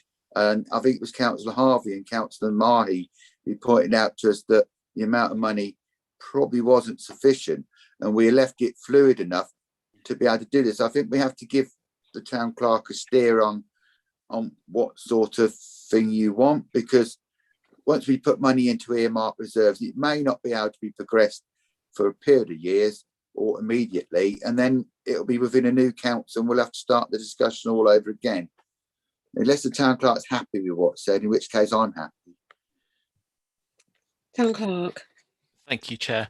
The thought at the moment would be to use one of the large blocks of sandstone that we've lifted out of the Brackley Road Cemetery. So we've got quite a big pile of some chunky stones there. So the thought would be we'd use one of those and get either a plaque or engraved or some kind of combination of those two things. In terms of Holocaust Memorial, there is a kind of a normal emblem that's used, Yeah. and various words that are fairly similar to one another, looking at other examples, which Yeah. we'd come up with something along those lines. Yeah, thank you. Yeah, there's like a candle they use, isn't there? Yeah, thank you. Okay, is that okay with everyone? That sounds a very good suggestion. Thank you. Councillor Ralph has a hand. Oh, sorry. That's Oh, yeah. all right. Thank you, Chair. I was just going to say, from what limited knowledge I have, these memorials often tend to have a flat area on the top, particularly, so that people can place stones to indicate remembrance. And I think that would be an appropriate element to be incorporated. Yeah, thank you. Good suggestion. Okay, item 13, Green Spaces Teamwork Programme. Lee. Yeah, I just wanted to update members on sort of where we're at this winter. As you all know, it's been a pretty tough year. We've had sort of 2 lots of flooding in the parks, the big one at Christmas, and then we've also had Bolton and Chandos flood a couple of weeks ago. It's all sort of subsided now, but it's taken a lot of the team's time up clearing up twice, clearing all the debris, and we've still got work to do, to be honest, on it. But it's also taken a pretty serious effect on just how waterlogged the ground is everywhere, not only in the parks, but it's we've tried to stop using vehicles through the park as much as possible. But it's going to take quite a bit of work to reinstate a lot of the areas, particularly if you walk through Bolton. There's sort of large areas we're going to have to reseed, so we've got quite a bit of work ahead of us still to sort of clear up. It's also had a knock-on effect on a lot of the pruning work that we'd normally be doing this time of year. We just haven't been able to get vehicles in where we normally would with chippers and that kind of thing. The guys managed to get on the bypass last week, for example, because it was frozen, but I'd certainly not. Yeah, it's certainly going to push us back a week or 2 to get that kind of work sort of finished off. It's also had knock-on effects for our work building the new garden of rest at the cemetery. We've managed to get in there and level the ground, get materials in, but we've kind of had to put everything on hold for a bit. I'm actually there tomorrow, and me and Ian will take a bit of an assessment on what the conditions are like and if we can start things going again. So that it's all sort of going to have knock-on effects to everything we're doing, because we're soon going to be back into the grass cutting season, and it's going to sort of take its toll over the next month or so. So it's just to make everyone aware of that, really. We're also really busy at the cemetery. We've got seven burials booked in over the next 3 weeks, with another 2 coming up as well. So the next few weeks are going to be pretty busy for all of us. So it's just to update everyone, really, and let you know where we are. So if there are delays on things, you know why, out and about. Well, thank you very much, Lee, for all that you're doing, and thank the team for us, and all the best with the rest of, clearing up work. And sorry to hear that, you're behind with things, but, you're dealing with the things that you have to, so it can't be helped. Councillor Stutchbury. I think it's all too often we don't thank people. COVID has been one of the things our Green Spaces team have worked all throughout this period, and sometimes lone working and different things, and it's been quite difficult for them to actually schedule their work because of the regulations changing so much. I think we really should record our thanks within the minutes to them, as it's the Environment Committee, that we are so grateful for the work they've undertaken, with a recognition of the difficulties involved in doing it. But also, I'll email you tonight, Lee, over a question to do with something to do with a burial, but I don't think tonight's the night to discuss it, if that's okay. Yeah. Okay, thank you very much. Item 14, budgets. So 14.1 to receive the latest figures. And I just wanted to point out on the explanation of differences, the 4th one down should be in red and minus 860. So they're all overspends. Okay. And then 14.2 to receive the revised budget forecast. So we've got all the detail on all the sheets. So the 2021 budget is 347,319, which is an underspend of 37,475. And was there anything specific that anyone wishes to raise? I won't go through them one sheet at a time because we have the information.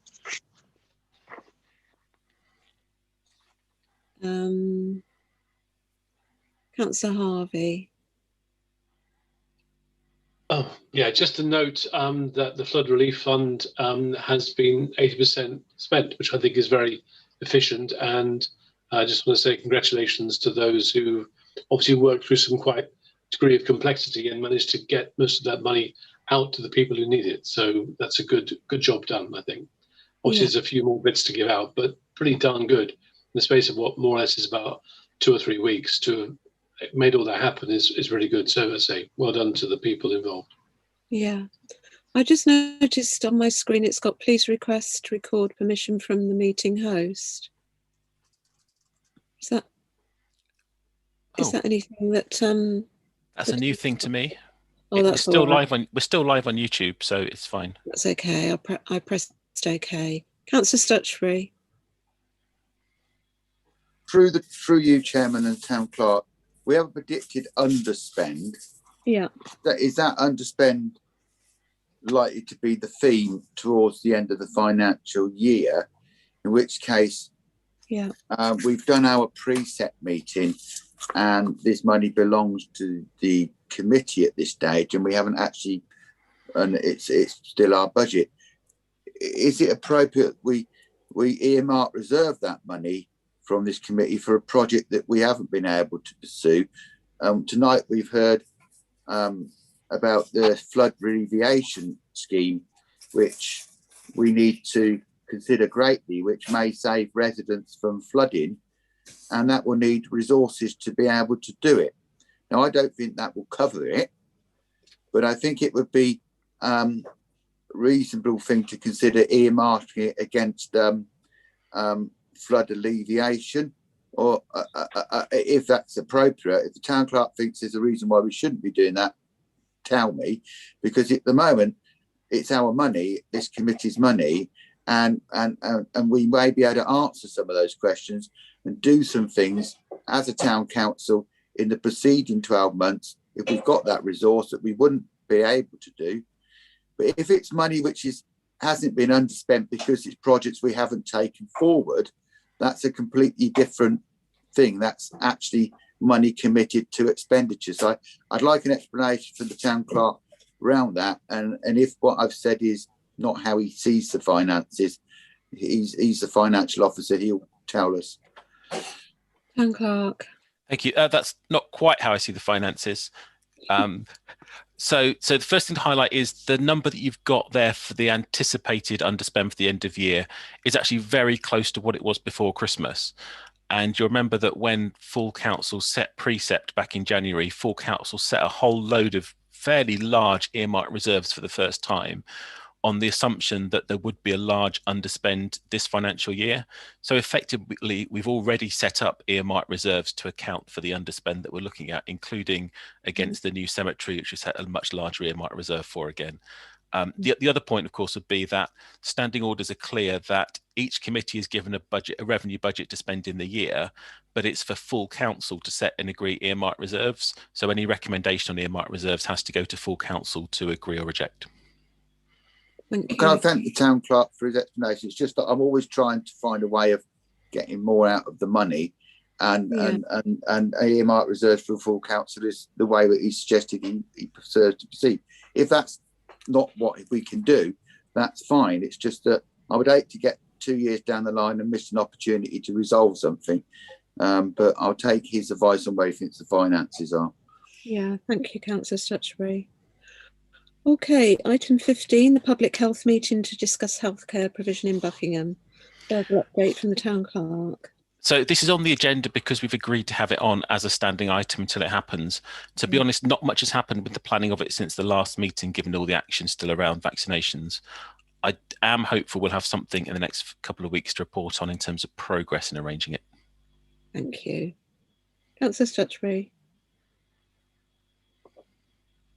I am understanding, but I am disappointed.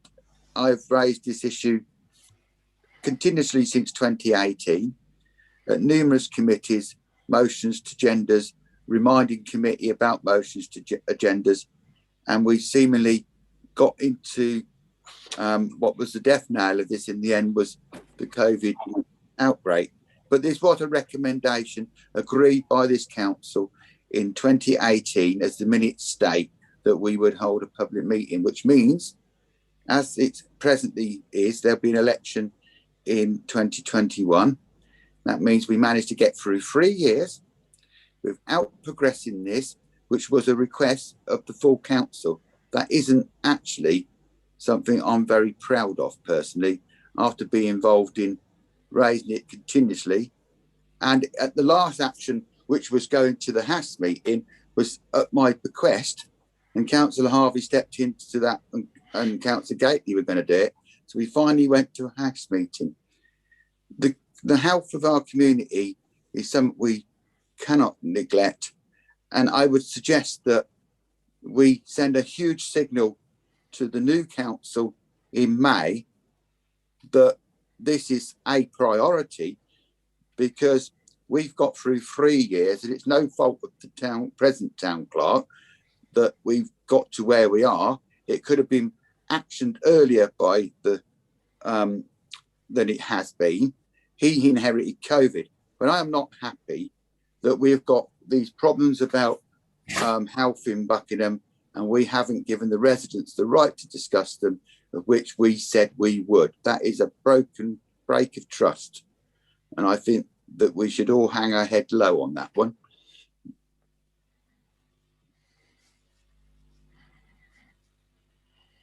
Thank you, Robin. So, item 16. Councillor Strain Clark had a hand, Chair. Oh, sorry. Thank you. Thank you, Councillor Newell. I just wanted to come in because, you know, I was one of the people who was originally pushing for this public meeting, but I really recognise that the time has never been. You know, okay, you could say, well, we should have just gone ahead, but there never has been a particular time, because I know the local health authority, the local, you know, the surgery, the Swan practice and things, it's all been in a real state of flux, and they haven't been able to say this is what we want to do and, you know, discuss it publicly. So I quite understand where we are, and that we're not going to be able to do this, you know, fast at all, particularly in our current situation.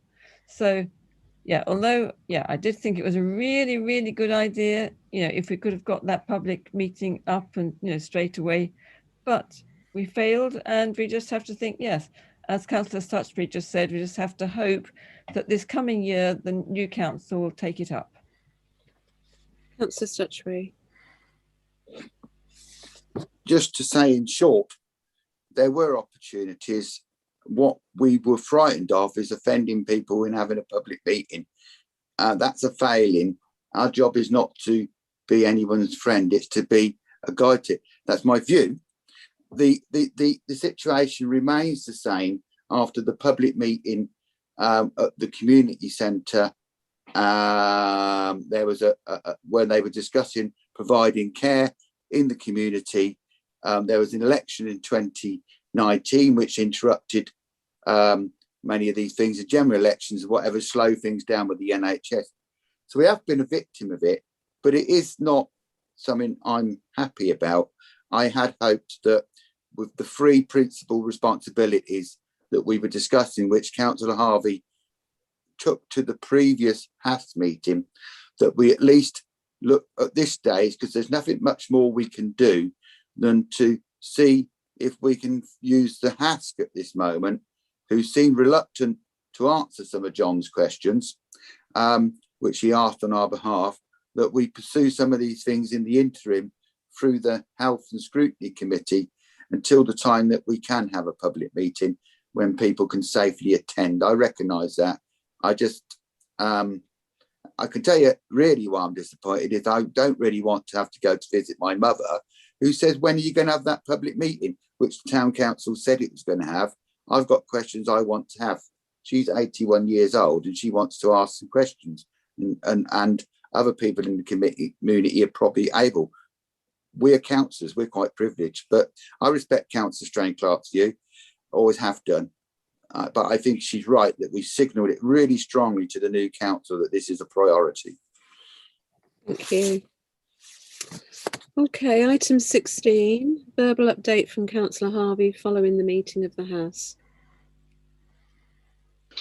Well, hopefully everybody's had a chance to look at the recording of the meeting. And basically it seems as if, well, we've seen the white paper published in the last few days, that the government has decided finally that they're going to need some legislative framework in order to advance on these integrated care or systems or partnerships or whatever they end up being called.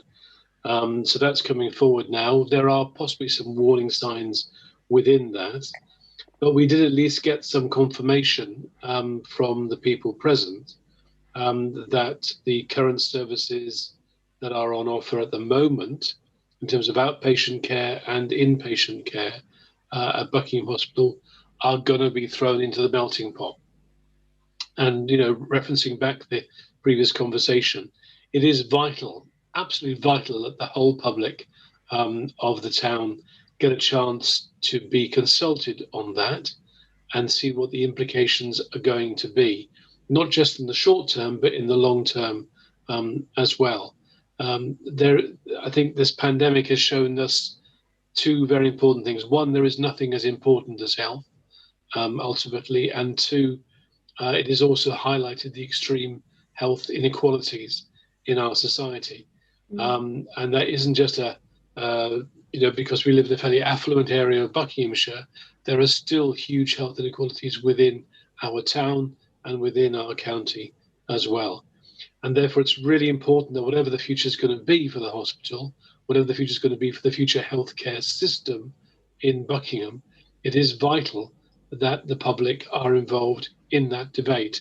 And the response I got from the chap from the project did not fill me with huge amounts of confidence, because he seemed to assert that the public had been consulted, and I don't think they have been. So we need to be pressing more and more for that sort of consultation to be going ahead, so that when plans are published, that might then be finally the time when it will be really important to have some sort of public meeting, because there will then be some substance to talk about. I've never been afraid of having a public meeting, and I don't think the town clerk or anybody else has been afraid of having one either.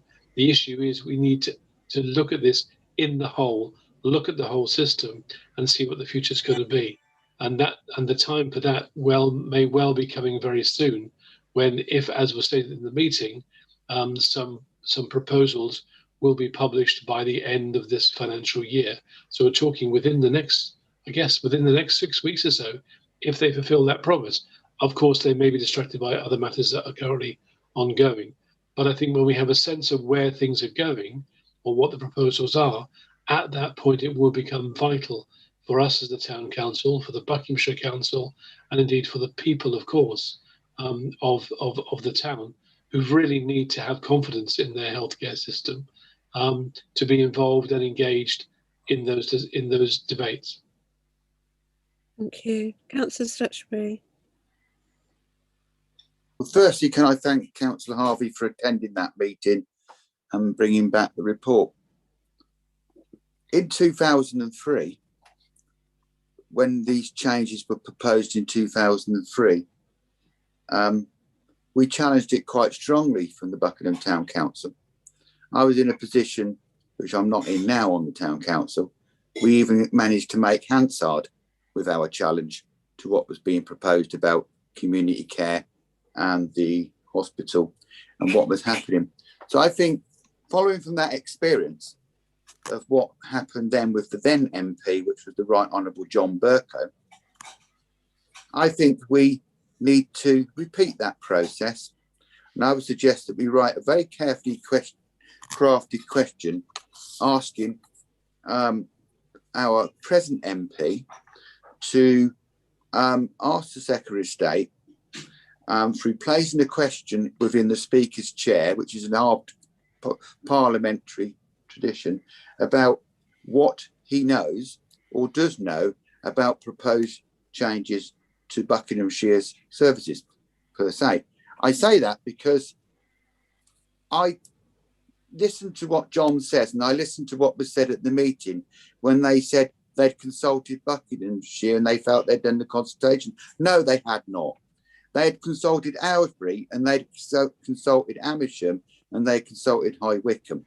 They had not consulted Buckingham, which rather brings us back to the day when they attended a meeting in 2019 in the community centre, and before they left that meeting, I think it was 2019, they informed all the people who attended that public meeting about future care that they would be coming back to consult us. They never did. There was concerns expressed around that period of time about what they were going to do with hospital care at Buckingham. They never answered those cares. The Buckingham Advertiser in itself picked that up. Councillor Anthony Ralph and I helped the Buckingham Advertiser do a petition on this, of which there was several thousand signatures to that petition asking the Bucks Health Trust to give them an answer about what their plans were with provision of healthcare. They never once answered the correspondence to the Buckingham Advertiser. They never once answered the question.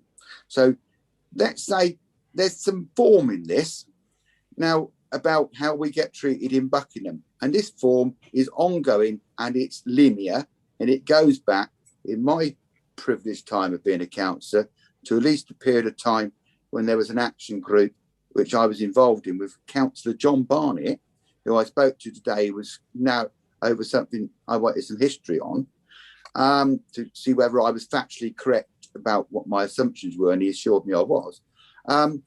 So I think we've got some history in this, and I think the question might not be what I've said, but the question needs to be put, because if we don't put the question and it goes into the Speaker's bag in some form, and we don't use the right honourable MP to raise questions on our behalf, we are failing.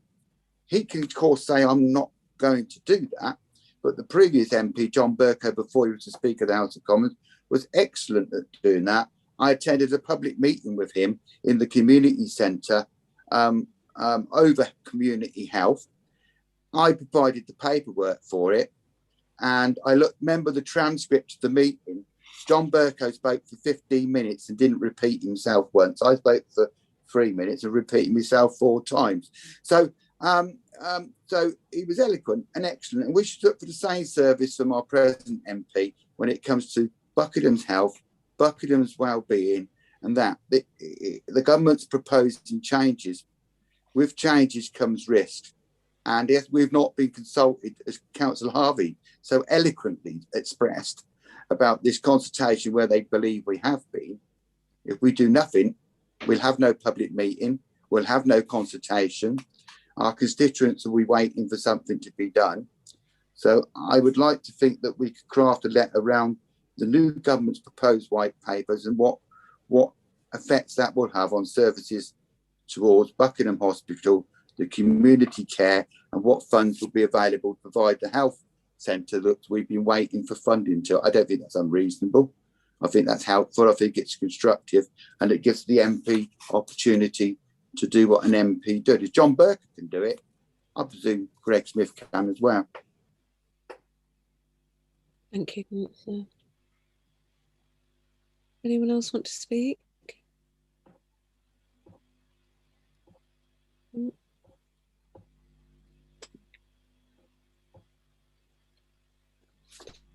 So would we like to go along with the suggestions by Councillor Stutchbury as a way forward? Yeah. Yep. So there's general agreement to that. Is there anyone against it? No. Well, can I thank the committee for that? But can I say that that's a letter by committee, not one man's opinion? because I've got quite strong opinions, and I think that should be a letter by committee with people working together on it, because it represents the council, not one person's opinion. I think that's wrong. It should be the council's view, not mine. Yeah, absolutely. Yeah. The normal practice would be I'll draft it in a liaison with the chair of the committee. Yeah, thank you. Thank you for that, Chairman. I am quite strong-willed on this issue, and I'm aware of that, and through the town clerk, that what I might want to say might not be what we want to put in a letter to the MP. We understand, Robin. Item 17, access awareness. That's the standing item. Does anyone want to raise anything? Councillor Strain-Clark. Yes, please. It's not quite, the normal sort of report at all, because, with the COVID restrictions and so on, we've never had as access for all groups meetings. So that, but, individually, those of us on that group have received requests from people who have real mobility problems around the town. And can I just suggest, this is a wonderful town, as we know, and it would be nice to minute that the the help that's given to people who cannot get out to get their prescriptions or get any shopping in, or it's just been fantastic. It was really brought into focus for me when I went and had my COVID injection. Saw how many volunteers there are out there, so willing to help. And yes, if we could just minute that, please. Yes, certainly. Thank you, Christine. Item 18, I forgot to say that is under that needs to move to the private session. I should have mentioned. Sorry, I've got an item for access awareness, Chair. All right, okay, thank you. Just one thing, I wonder whether we can contact Buckinghamshire Council. The scenic walk I've been using a lot, obviously, in recent times. It's become very, very muddy just below the well, St Rumbold's well, on that path. And I'm beginning to wonder whether the building work on the Tindrick Road has disturbed some underground stream or something like that, because it seems as if water is now coming up through the path and making one particular patch very muddy for, I would say at least about 30, 40 feet. And there's an access issue for anybody going along there who are on wheels of whatever description. They would find it very difficult to get through that particular part of the path, which other than that is fairly accessible to people on various forms of transport. So I'm wondering if we could ask Buckinghamshire Council to look into that and whether there'd be some way of mitigating this problem so that it's not consistently muddy. I know it's rained a lot, obviously, there's been snow and ice and everything else, of course, but it's something I've noticed has got worse in the last few weeks. Thank you. Councillor Stutchbury. Thank you, John, for raising that. I went up there for a walk not long ago, and people were walking around it, not through it. And a little bit of history I know about it. Ivan, who used to be the engineer for the district council, when he was the engineer, I raised it some years back with him, and he put the drain in there, which is there, which was to pick up the spring water, which was clearly coming out of the land from behind it. Now, when I walk back out into the field to work out where it is, it seems to actually be bubbling up inside the kissing gate, doesn't it? It's not bubbling up above it, it's bubbling up inside the kissing gate, which suggests that the stream, the water table has risen now because of the amount of water which is in the land. And when I walked out into the field, I noticed more of the field is now boggy than it used to be. I think it's probably something to do with the drainage and operating properly. And it's also, I think the water table is so high now, John, that the spring level has gone up past the drain and it's flowing past the drain into other places. Also, can we just ask if the Green Spaces team could just look at it to see whether my assumptions are right? Because I'm not, I'm just looking at it. And while they're up there, can they walk up to the other, stop the truck on the Tindrick Road and just check with all the construction work going on at the Tindrick Road, that the grid on the Tindrick Road junction, which takes draining from the new estate, is clear. Because what happened some years back is that grid got blocked.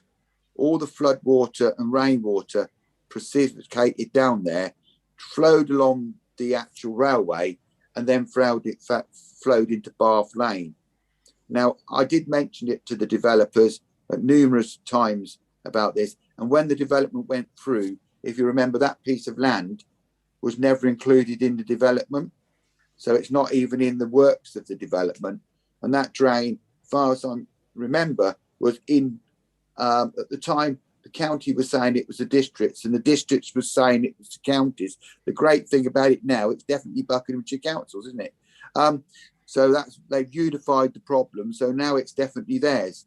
But it is a major issue, and it crossed my mind. I didn't walk all the way up to there, but John's right, and it isn't access. You couldn't get a wheelchair through there, and if you were blind or other things, you just couldn't use the place. So it's definitely an access issue.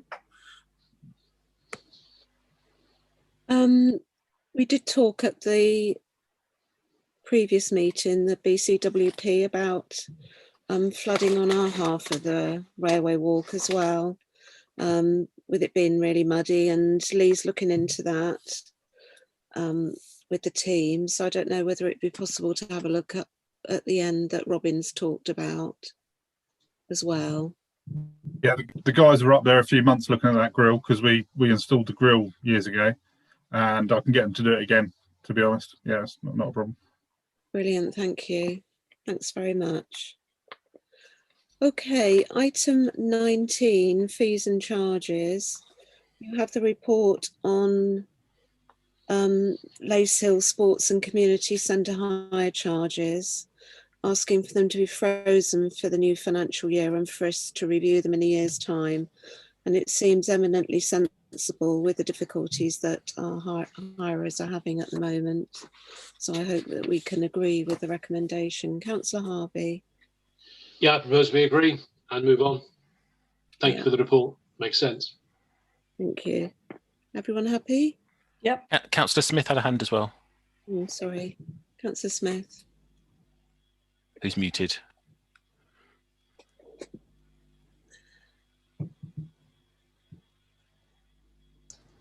I was just in support of the recommendation, that's all.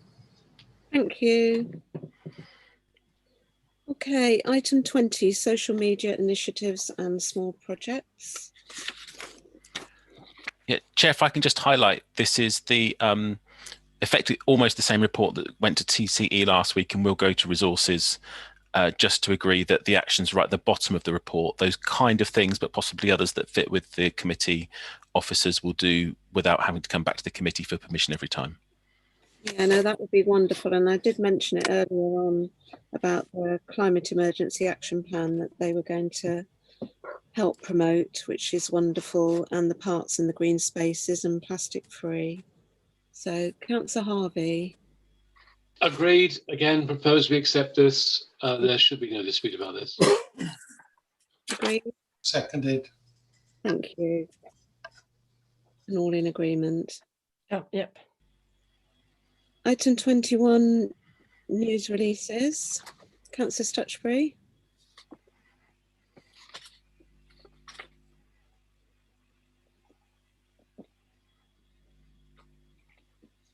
You're still muted, Robin. Okay, I'll do it again. I think that the Environment Committee and the Events Committee working together on the project to do with the Holocaust Day. I think it's worth us actually putting together a joint press release about that. I can't envisage the council, after the amount of members who have agreed it in two committees, not agreeing the earmark reserves from the Events Committee. So I think, can I propose that we draft a carefully structured press release around that, because it is something that should have been done. And I must say, for the minutes, it was Councillor Ruth who raised this to put it on the Events Committee, wasn't me.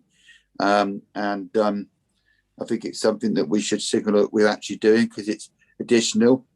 It's something that's perhaps overdue. And I think we should do a small press release around that between the two committees, if that's agreed. And we've also agreed to sensitive treatment to the water bowl project. Yeah. With the town clerk helping with the wording of that. Okay. Chair's announcements, there are none. Date of the next meeting is the 29th of March 21. And thank you all for your attendance, and to the officers for supporting the meeting. And I apologise for my slow connection at the beginning of the meeting and missing some hands up in the air, but we got there in the end. So now the meeting will move into